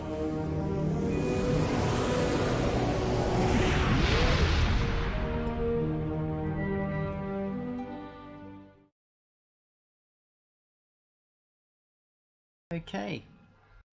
So, on the console, since we were last on, you've now got the featured episode of Signs and Portents, and you are now currently on week 2 rewards. So that should be going. Let's see, their patch day is what, Tuesdays? So week 3 will be coming up shortly.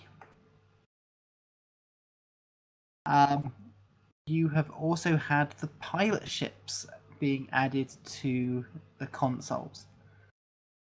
I must admit, when these ships came out, I had so much fun.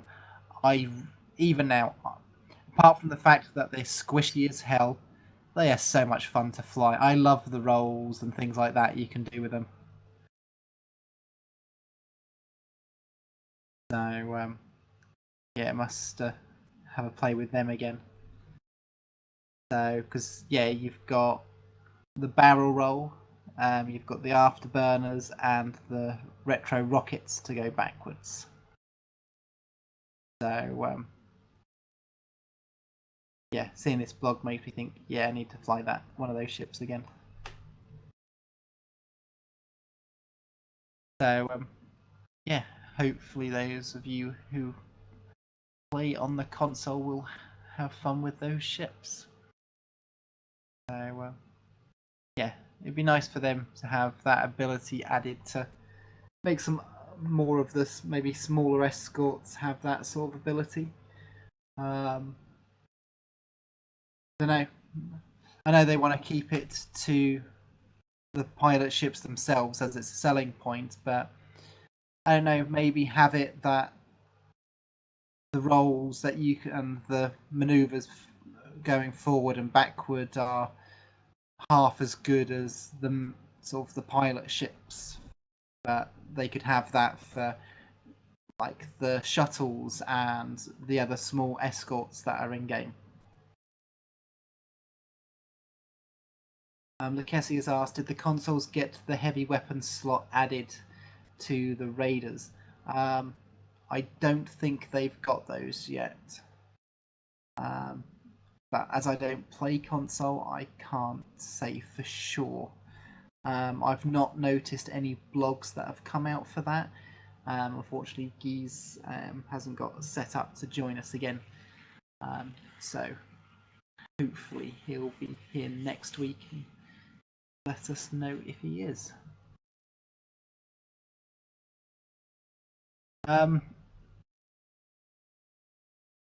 Timberwolf isn't here.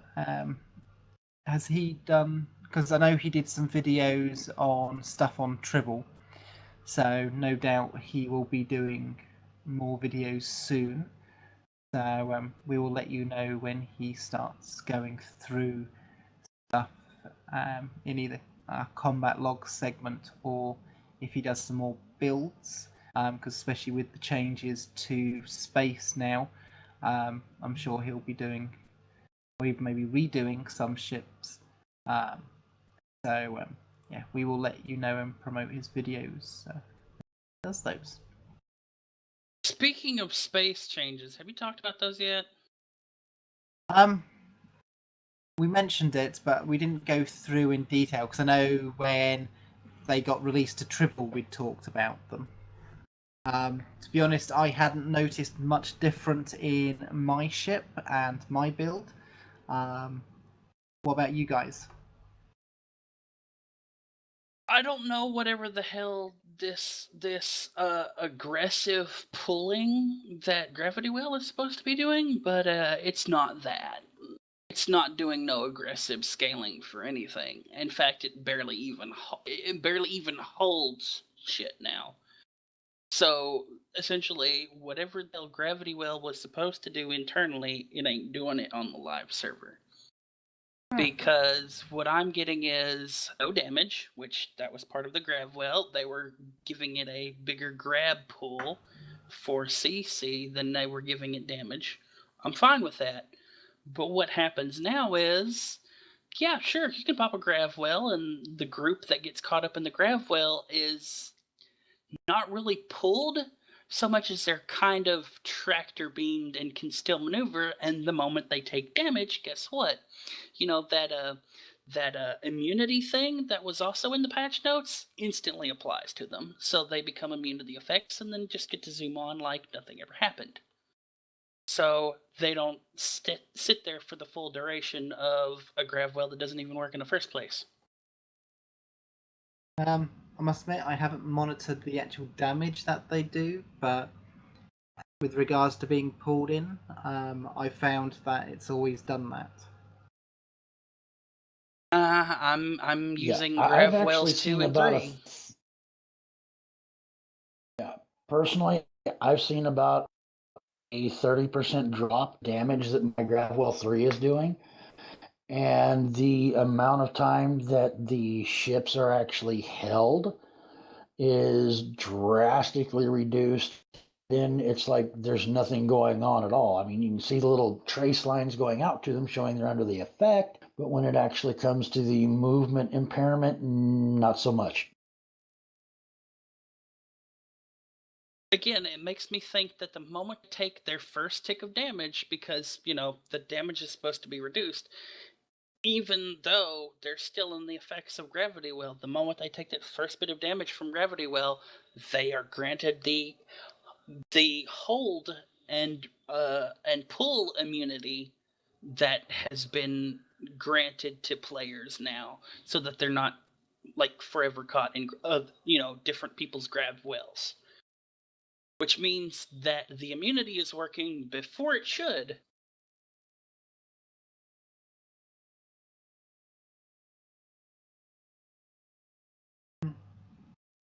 As I said, personally, I haven't noticed any difference, but I see the ships, I fly around them, they're usually gone, so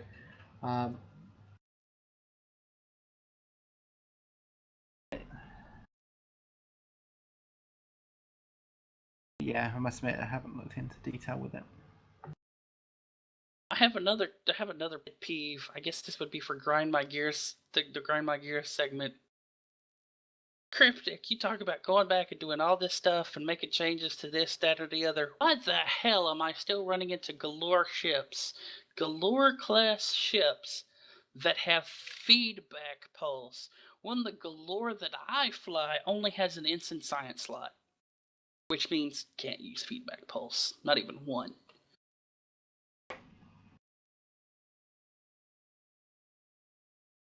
Was it not the galore that did once get released before it was in the lockbox? Yeah, and on they a special thing. Right. But wasn't that a slightly different config? The way that they explained it is that all the ships that they had before they started doing the Delta Quadrant, were that the ships had a set of abilities that they were getting, that they were given, and that they would use those abilities, which was the original explanation, and I'm fine with that. But then they went and made the fucking Keldon class and released it to players, which means they had to have updated their NPCs. Why the hell are galore ships still running around with feedback pulse? I can understand a Kelvin if the Keldon has a lieutenant commander or a lieutenant science. I can understand that. I can wholly understand that, because that means I can put feedback pulse 1 on. But to have a galore class still throwing out feedback pulse when a player ship can't, I don't understand. Especially after, making the Keldon class available to players.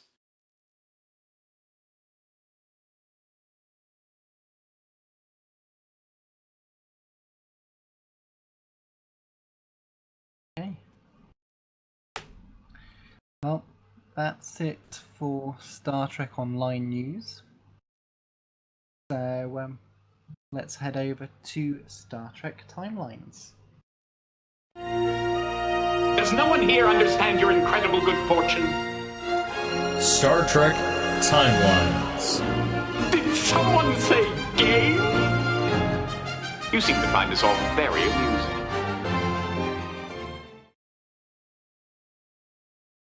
I do love that bumper. Okay. Well, Yeah, I Star couldn't tell. Well, Star Trek Timelines has also been doing some updates, so big that they've actually changed the version number from 1 to version 2. So the most recent updates they felt were big enough that they changed it from being version 1.9, which was the beta that they had people testing, to become version 2. So in this update you have got Honor and Honor Hall. So this is where when you dismiss crew, it gives you a new currency called Honor. You can spend that in the Honor Hall, which is located within the Time Portal, which the Time Portal is now located in Quark's Bar by the looks of the background. So in the Honor Hall, players are able to purchase honourable citations, but also crew, replicator fuel, and training programs. An honourable citation may be substituted for a usable crew of the same rarity as the citation.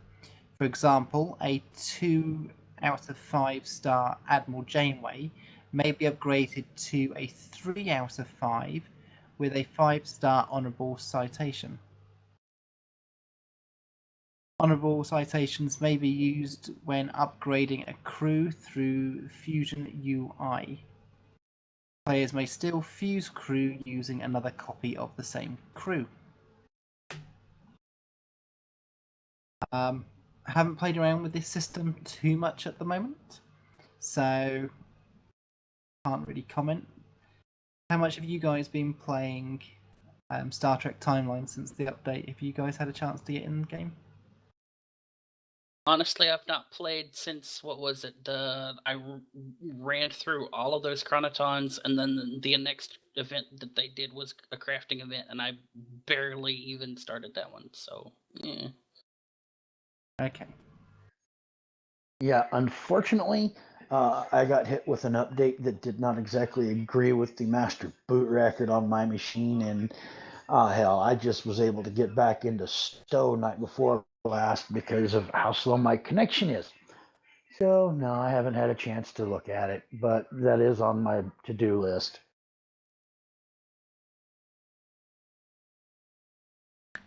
They have also updated crew quarters. So the layout has been overhauled. It's now in a grid system rather than just one big list. You can actually reorder things. So you've got alphabetical, you've got ranking, amount of stars. You can, of course, select only certain types of abilities. So all the things players have been asking for the last year seem to be in there from what I can tell. And there's also a search, if I recall. So you don't have to go scrolling through. So that's helpful. What was it? 6 weeks ago, I think, they added being able to mark a crew member as a favourite. And they said that they would be adding it that you would not be able to dismiss a favourite crew person. That's now been done. So, if you had been or had accidentally done it, then you'd have to go through an error message. So the training panel has been made sort of bigger. So immortalized crew are now visually distinct from non-immortalized crew.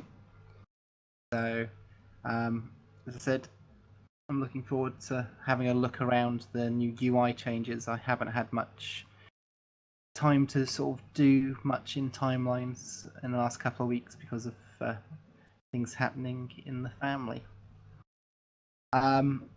Additional crew slots can now be purchased at any time. It was that you could only do it when you were running out or had run out. So Sure, a lot of people will find that helpful, although more crew slots would be better as you release more characters, like we've mentioned before. Crew re-enlistment. Basically, dismissed crew are now available to be re-enlisted for the same amount of honour they were dismissed for. Crew eligible for re-enlistment can be accessed by clicking the curved arrow, which looks like a sort of an undo arrow.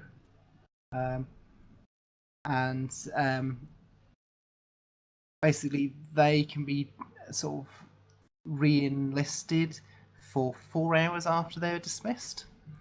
So you have some time. So if you accidentally hit the wrong person, it's no longer, oh crap, I now have to contact support, where you'll only get a single star crew member back. So yeah, that's going to be handy for a lot of people.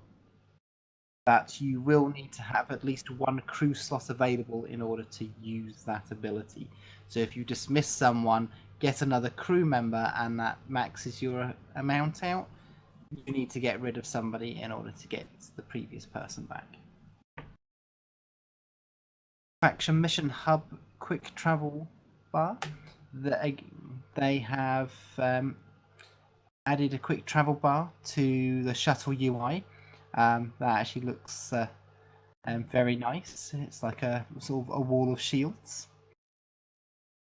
So just by tapping one of those icons, you can then do a quick travel to that location, or that faction, I should say.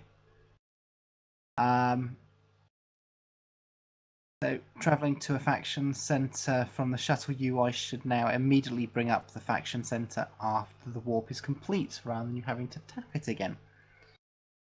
That's very helpful. The shuttle bay UI and performance have been improved. So the shuttle display no longer flips to show the faction information. Instead, travel to the faction center is now done by tapping the faction center icons. In progress and completed shuttles will now show the mission title and story on the shuttle display. Shuttle missions, they fixed a bug where and slots in shuttle missions were calculating the skill incorrectly. So, not really sure what that particular bug is. The fleet UI has been completely revamped. That looks an awful lot cleaner now. I do like that. The main game interface has also had a huge update. So things look, to me anyway, look to be an awful lot cleaner, and the graphics look a lot nicer as well. So a lot of the icons have been simplified. And yeah, just generally some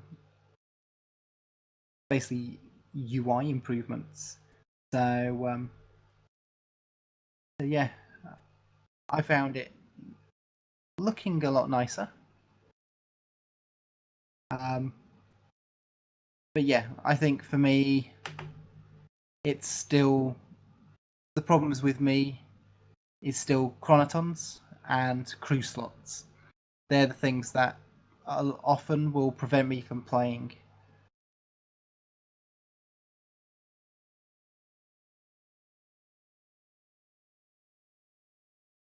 You know, with me, it's been, I've got an abundance of chronotons. My biggest thing is crew slots and the drop rates on certain things that I need to be able to craft, what I need to be able to, improve my officers in the game. And it's just the drop rates on some of that stuff that are supposed to be are still kind of shitty, to be real honest. And I mean, I'm getting some of the higher end rewards considerably more often than I'm getting some of the low end rewards. And yeah, when you've got to actually go in and replicate something, you end up turning in like a 3-star item to be able to get the right progression towards the crafting. in order to be able to make it to where you're not emptying out all of your inventory. And that's just kind of, yeah, seems a little wrong to me.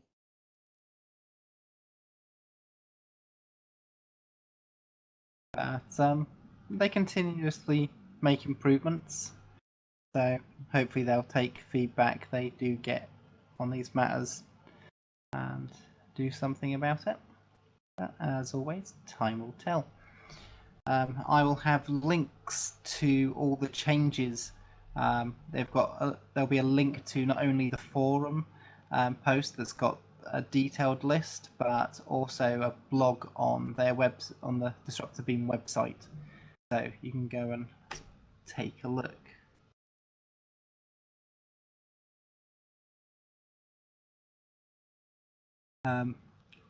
Data Android in chat says this mobile game, it should not force you to play 4 or 5 hours a day. Well, my other problem with the game is the fact that a lot of it is really, really sort of hidden in time gates. That at the moment, just like last summer, they've got the issue of daylight savings time. So for most people, their lunch is sort of between the hours of 12 and 2. Whereas I go for lunch at midday and I'm back at work at 1. But the problem is I now can't do the little daily to get sort of the extra chronotons because all their daylight saving stuff has basically put it that the 12 o'clock start now starts at 1 o'clock again. So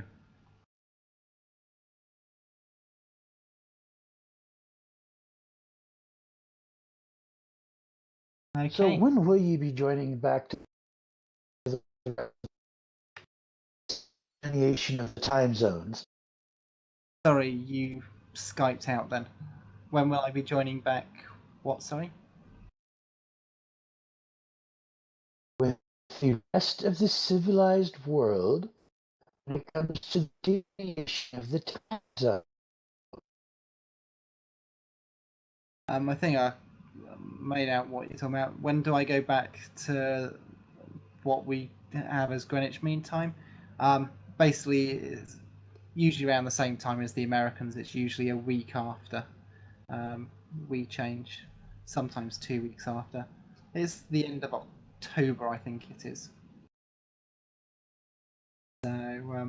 So yeah, I'll have a while now where I cannot sort of get those sort of rewards and play the game. So now I just tend to read my Star Trek novels and I'm not playing timelines.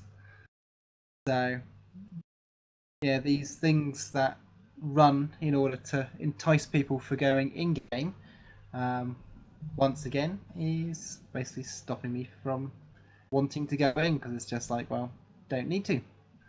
The only thing that's actually getting me to remember to log in game is the fact that I got the monthly dilithium package. So each day I need to go and claim the dilithium because if I don't log in to claim it, then I don't get the dilithium. So,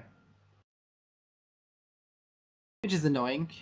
One good thing about Star Trek Online, if you're a lifetime member, is that if you don't log in for a day, it will automatically distill any sort of dilithium ore that you've got still to be refined. Yeah, even though you've paid for this extra dilithium, if you don't log in, you don't get it, which is annoying.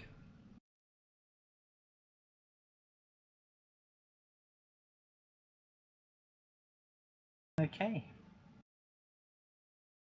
So, now it's time to discuss Star Trek Discovery on the main viewer.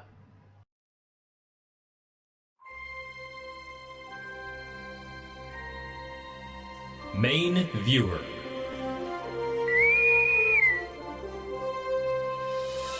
Computed and recorded, dear.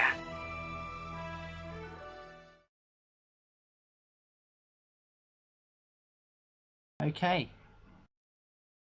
So it finally got officially confirmed that Sonequa Martin Green is officially part of the Star Trek Discovery crew.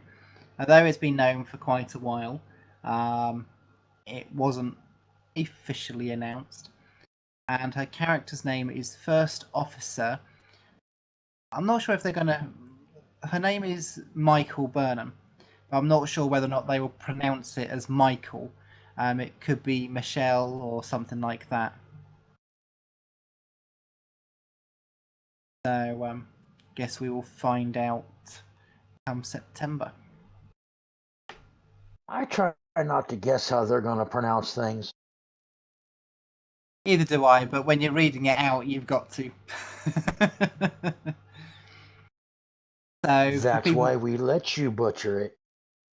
Well, I'm good at butchering names. So, yeah. For people who don't know who she is, she played Sasha in The Walking Dead, and she's also been in things like New Girl, Once Upon a Time, The Good Wife, Army Wives, and Law and Order: Criminal Intent. Data Android says September, ? An optimist. Although there is no official date, that is the unofficial date they said that they're working for.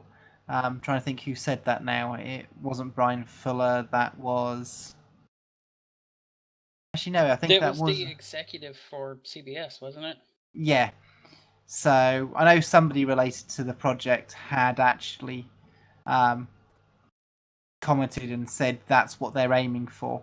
But if they need more time, they will push it back. But yeah, the hope... Because Star Trek is the family jewels, and whenever I hear the term family jewels, all I can think of is yanking on a pair to make somebody squeal. So yeah, they're aiming for the end of August, September. But yeah, time will tell. Hopefully we'll actually get an official date in the next month or two. So we have also had other people being added to the cast. So with that, you've got Shazad Latif, who will be Lieutenant Tyler, Federation Starfleet officer. He's been known as his role as Dr. Henry Jekyll in Penny Dreadful. You've got Rakar Sharma, who will be Commander Landry. So that's Discovery's security officer. So people will know her from Battlestar Galactica and the 100. There's going to be Kenneth Mitchell. He'll be portraying a Klingon commander, commanding officer called Cole. Most people know him from being in Jericho, as well as the Astronaut Wives Club and Frequency. Claire McConnell will be, it states, gets her action on as Danas. So that's the leader of the Klingon Empire, or a leader in the Klingon Empire, sorry. So Claire McConnell's credits include Dim the Fluorescence, and that's slated for release in the fall. So her name didn't ring a bell to me personally. Yeah, I was about to ask, when did the Klingon Empire have a female High Chancellor? Wow. So, yeah, it'll be interesting to see how her character is inserted into the storyline and even timeline. We're also getting Damon Runyan? I'm not even sure how to pronounce that Klingon name. He's another leader of the Klingon Empire. Ujili? But yeah, Damon Runyan's credits include Suits, Supernatural, and The Gangland Undercover. So Hey, at least you did. It's ugly. sorry, what was that? You Skyped out again. At least you did not butcher it too ugly.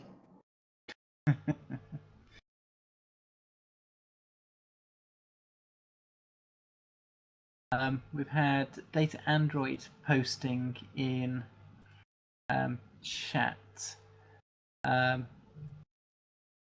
So there's a blog that came out that is posted titled "How CBS All Access Aims to Be a Streaming Player with the Good Fight, Star Trek, and More."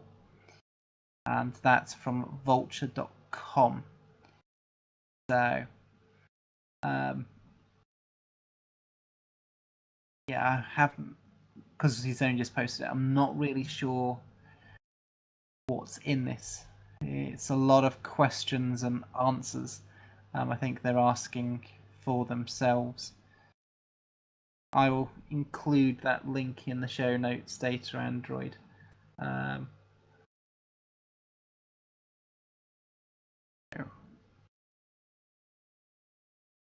He says, check the last question. One final question.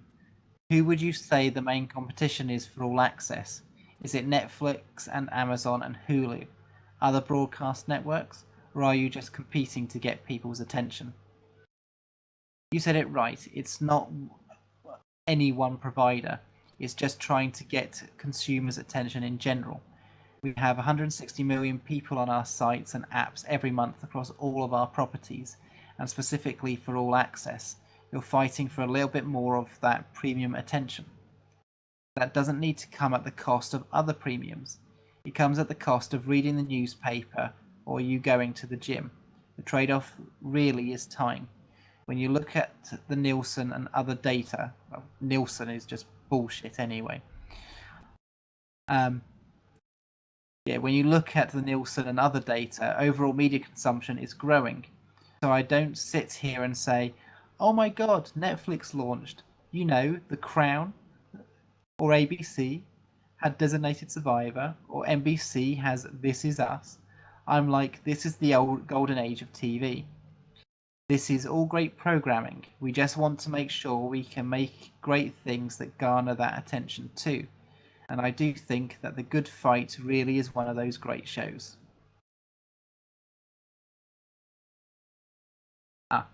He goes, the one before last.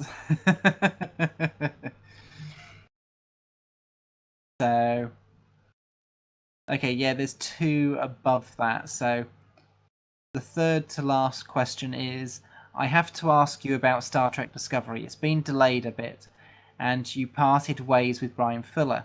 You still haven't announced a premiere date or even a launch window. Where is that right now, and how big a deal is that going to be? It's going to be great. I've actually been up there to the set. It is, phenomenal. It is huge, and we're very excited about the content. The creators, the actors, all coming together. As you said, we're not tied to any specific release date. It'll be there when we're ready to do it, and when we feel it's in a great place. We're not worried about anything here. We're excited, and we'll have more specifics as we get closer to what will likely be the release dates. It was then asked, is it likely going to be the fall? And the reply was, we're not stating.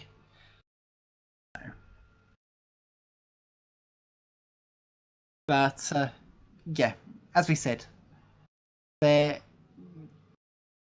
no release date.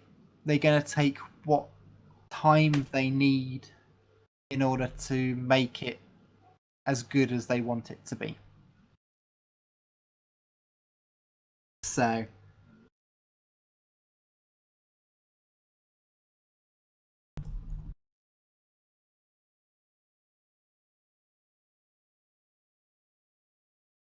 At this point, I've really just stopped caring.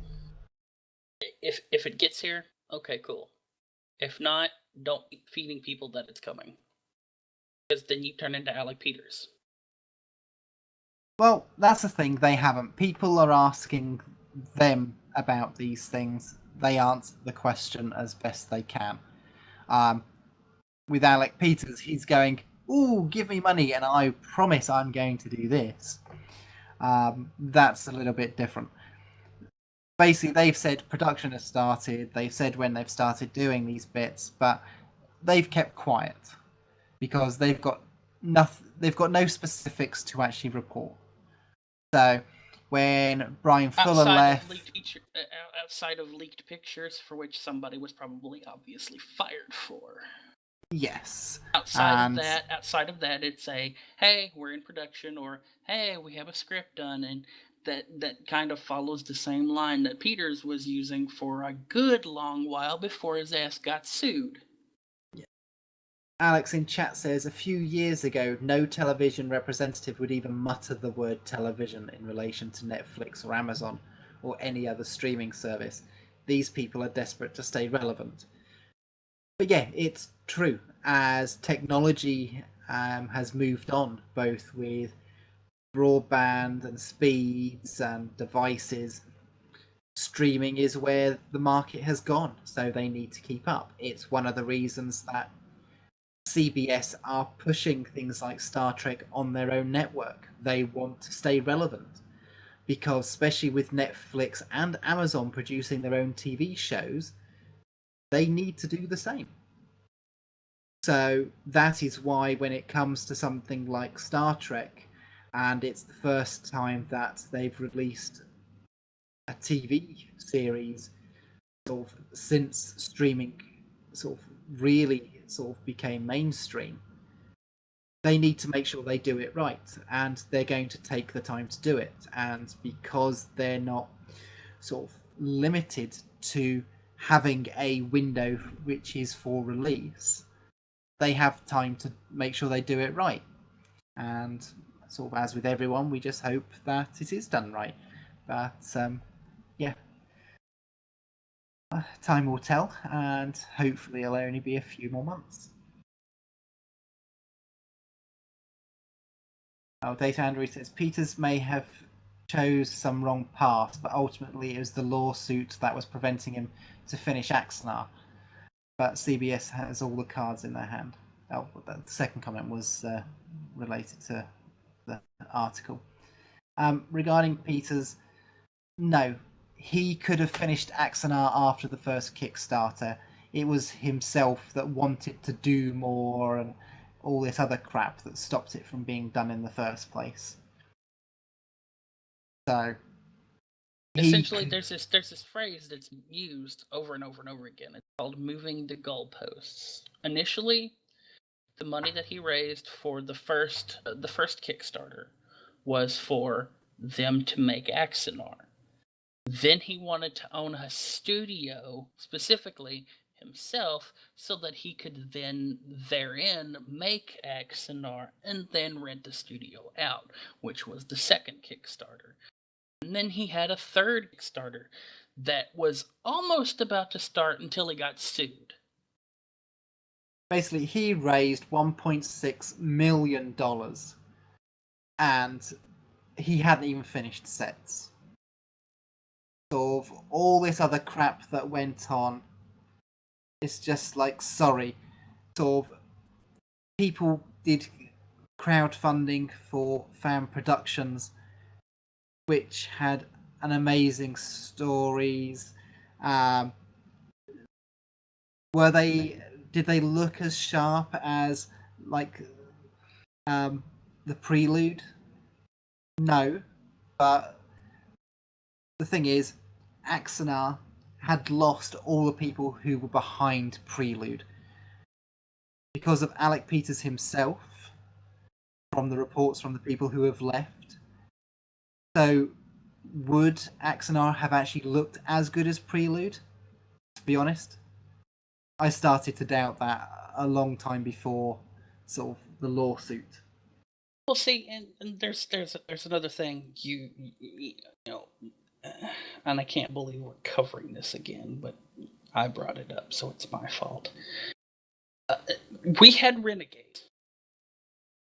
Renegades, if I'm not mistaken, their first Kickstarter raised almost $1 million. And then Renegades went dead to the world for months on end. And people started raising a stink about it because nobody knew what the hell was going on. And then, slowly but surely, Renegades and Russ and all those people started releasing bits here and there because they realized, oh, hey, we need to show that there is something going on. And even with $1 million or almost $1 million in funding for Renegades, you still didn't have like a really huge CBS quality kind of Star Trek show. You had a good idea and it had a good premise and you had a good story, but again, it was still a fan film.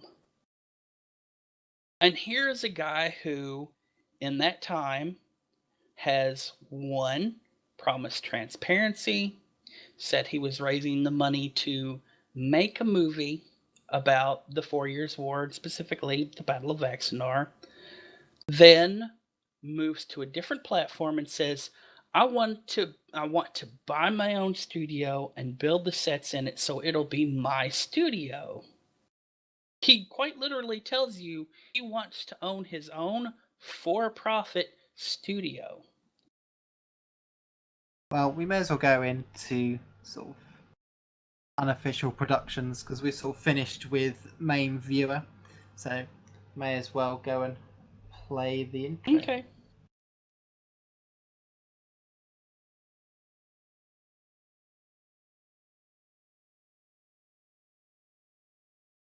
If he can find it. Yep, if I can find it. Holodeck.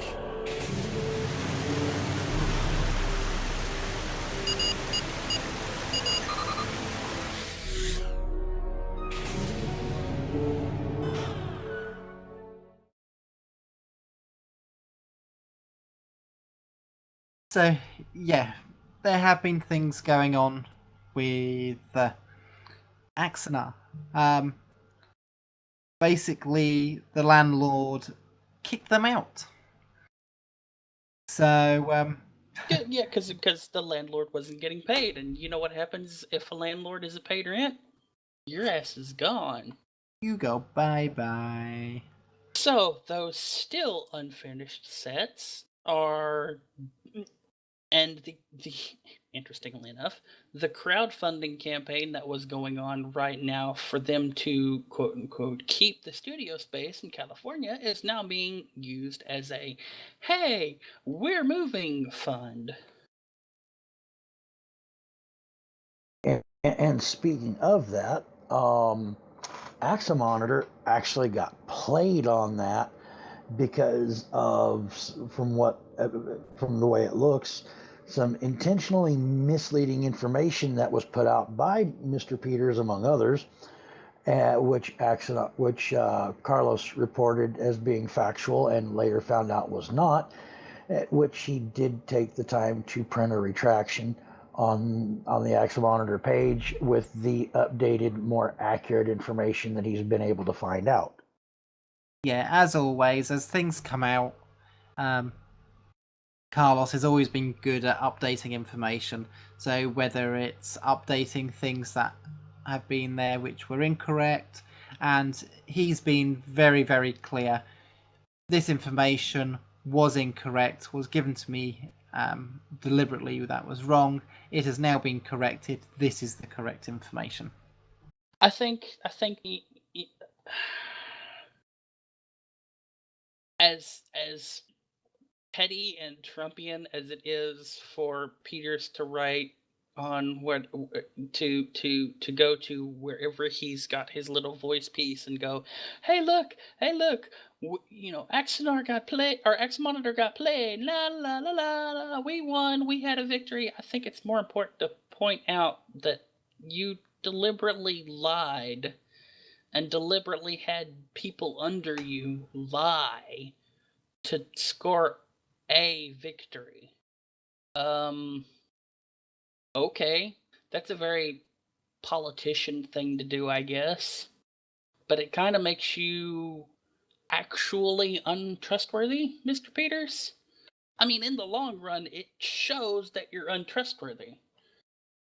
Because if it's your ass against anything else, you'll deliberately lie to cover your ass. Yeah, once again, he's bullshitting everyone. And it just goes to show what an untrustworthy person he truly is. So,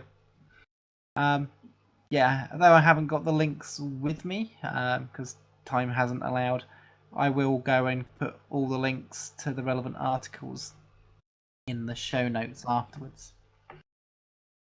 So, but yeah, moving on.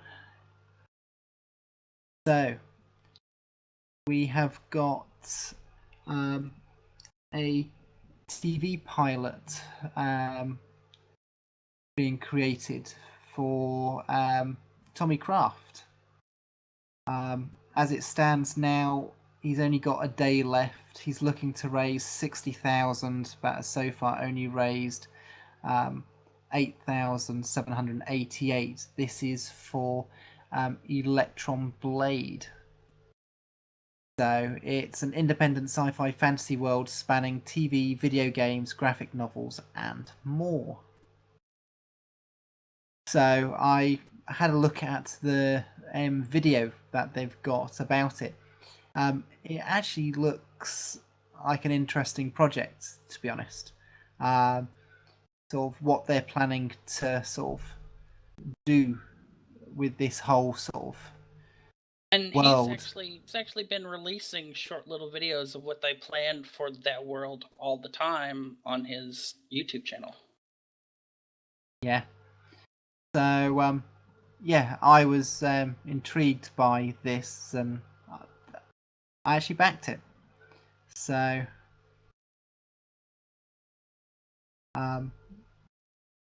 yeah, I'm just trying to remember if it was it is a flexible goal, so they will get whatever money they get, and they will use that to do what they can with it. So the link will be in our show notes, but if you type in to Indiegogo.com, go to and search for Electron Blade, it will come up with all the information there. So but yeah, it definitely seemed interesting to me. So sort of another sort of original idea. I think I said this the last time we were on air, you and me, Dragon. I didn't even realize that he had actually released the film Runaway. So, yeah, I went and watched Runaway. It was pretty good. I've still got to watch that. So on my list of things to do with so many other things at the moment. So, but yeah, that was a project that I personally thought was interesting and backed. Another project that's out is from friend of the show, Manu Interrami. The Circuit. He came on in, I think it was February, to talk about his plans with that. He had intended to release the Kickstarter in March, but it got put back as they were sorting some stuff out. So they are looking to raise 50,000, and they so far have raised over 60. So they've got 23 days to go, and they've recently added some stretch goals and some extra perks. So it's got a whole heap of people from all sorts of sci-fi and fantasy TV series, including many people from the Star Trek universe. So yeah, this is the anthology that he's looking to create. So yeah, please go and help If you go to Kickstarter.com for this one, and type in the circuit, and all the information will be there. So what I still think is absolutely hilarious is at this point, Itaraimi is quite literally making a fan film about con life. I know it's just, I just love the sort of idea. It's just so funny. But I do like at the near the bottom, or what was the bottom. Now it's about halfway down the Kickstarter page, but they've got the labels for the reward levels, and it's all, each one of them is a science fiction reference. So like the $1, you've got Combing the Desert. Then, and of course, that's got a little picture of Tim Russ in the background. Then you've got the $5 one, which is the first rule of the circuit is you don't talk about the circuit, and of course it's got Brad Pitt, which is from the film Fight Club. Fight Club. Then $10, you've got You Can't Stop the Signal, Mal. $15, There's No Spoon digital download. So of course that's the Matrix. Matrix. Bending. Then the $25 banner is Your Name in the Movie, which is literally just your name here is highlighted. $35, You Have Been Posterized, and it's just got an astronaut in space floating away. And you got to have the poster, right? $50, instant DVD, and it's got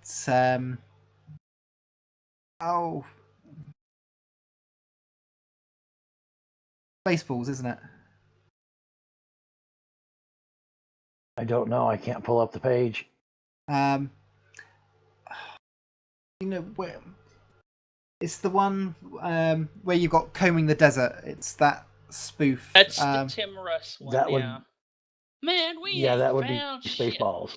Yeah, it is Spaceballs. I just completely blanked on what the movie was called. But yeah, there's a scene where they're watching a monitor where they see themselves, and it's just got that view When will where. Then be now soon. That scene.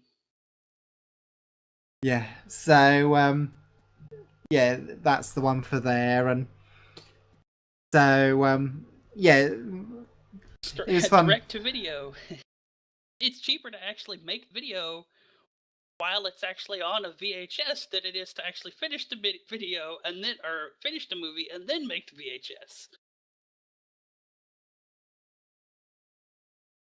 That's how that conversation went.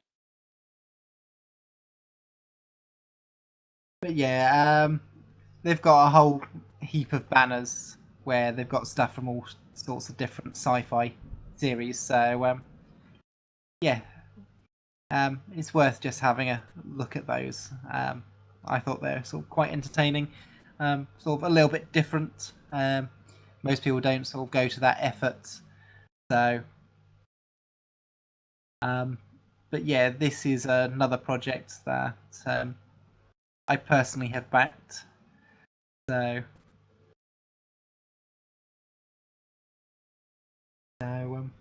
yeah, head over. There's still time, as I said. There's still just over 3 weeks to go. So yeah, you take a look. Actually need to talk to Manu, give him a call and see about getting him back on to talk about what's new with the project. So yeah, I might try and see if he'll come on the show next week, if he's available. Actually make a note to do that. Yes, Okay. please, so you don't forget. Okay. Right, well, we do have feedback, but I haven't had time to go through it, so I think what we'll do is we will leave feedback until next week. So that's So we're going to have even more ungodly amounts of feedback next week. Indeed. Oh God. You know, at this rate, we may have to do a show of nothing but feedback. The feedback episode. There, I've already created the title for it. So, community questions. So, question 1. What do you think of Star Trek Online's Season 13? And question 2 is, what do you think of Star Trek Timelines version 2? So, interested in your thoughts on these two big updates for the two games. So, we've talked about what's been released and our thoughts on it. We want to hear your thoughts. So, let us know. So, if you would like to get in contact with us, you can get us at Tribbles in XTC on Twitter, Facebook, Google+, Star Trek Riser, and Player.me. You can also email us at hosts@tripplesandecstasy.com, and you can leave us a voicemail message if you wish. You can go to speakpipe.com/tripplesinxtc, or you can use the widget on the Holosuite Media website. And that's just on the Tribbles pages. If you'd like to listen to us but you can't listen live and you don't even have to download, you can listen to us live on trekradio.net and subspace-radio.net every Wednesday, or you can always get us on iTunes and Google Play. So, that's it for this week. Thank you for joining us, and sorry that we've not been about for the last few weeks. And Lots of personal stuff, guys. Seriously, you don't want to know. Yeah. Yeah. So, until then, take care, everyone. Fly straight. Have a good one, everyone. Oh my god, guys, the summer event is coming up. Risa again. Bye. Oh, God, Riza.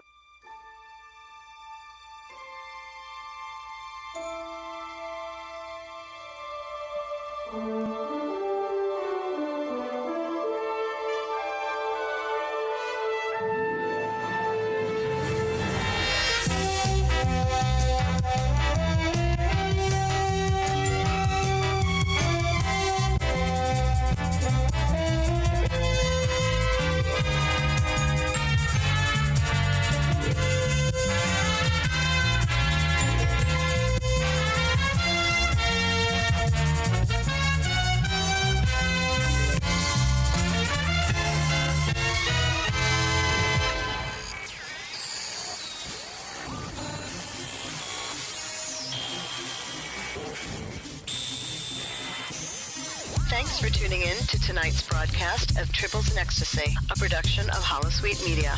Be sure to check Holosuite Media, iTunes, and Stitcher Satellite Radio for our remastered shows and more. You can follow us on Twitter at Tribbles in XTC, or if you have any questions or comments, please send an email to tribblesinecstasy@gmail.com. Join us next week for another episode of Tribbles in Ecstasy, the only place where Tribbles and Klingons are friends.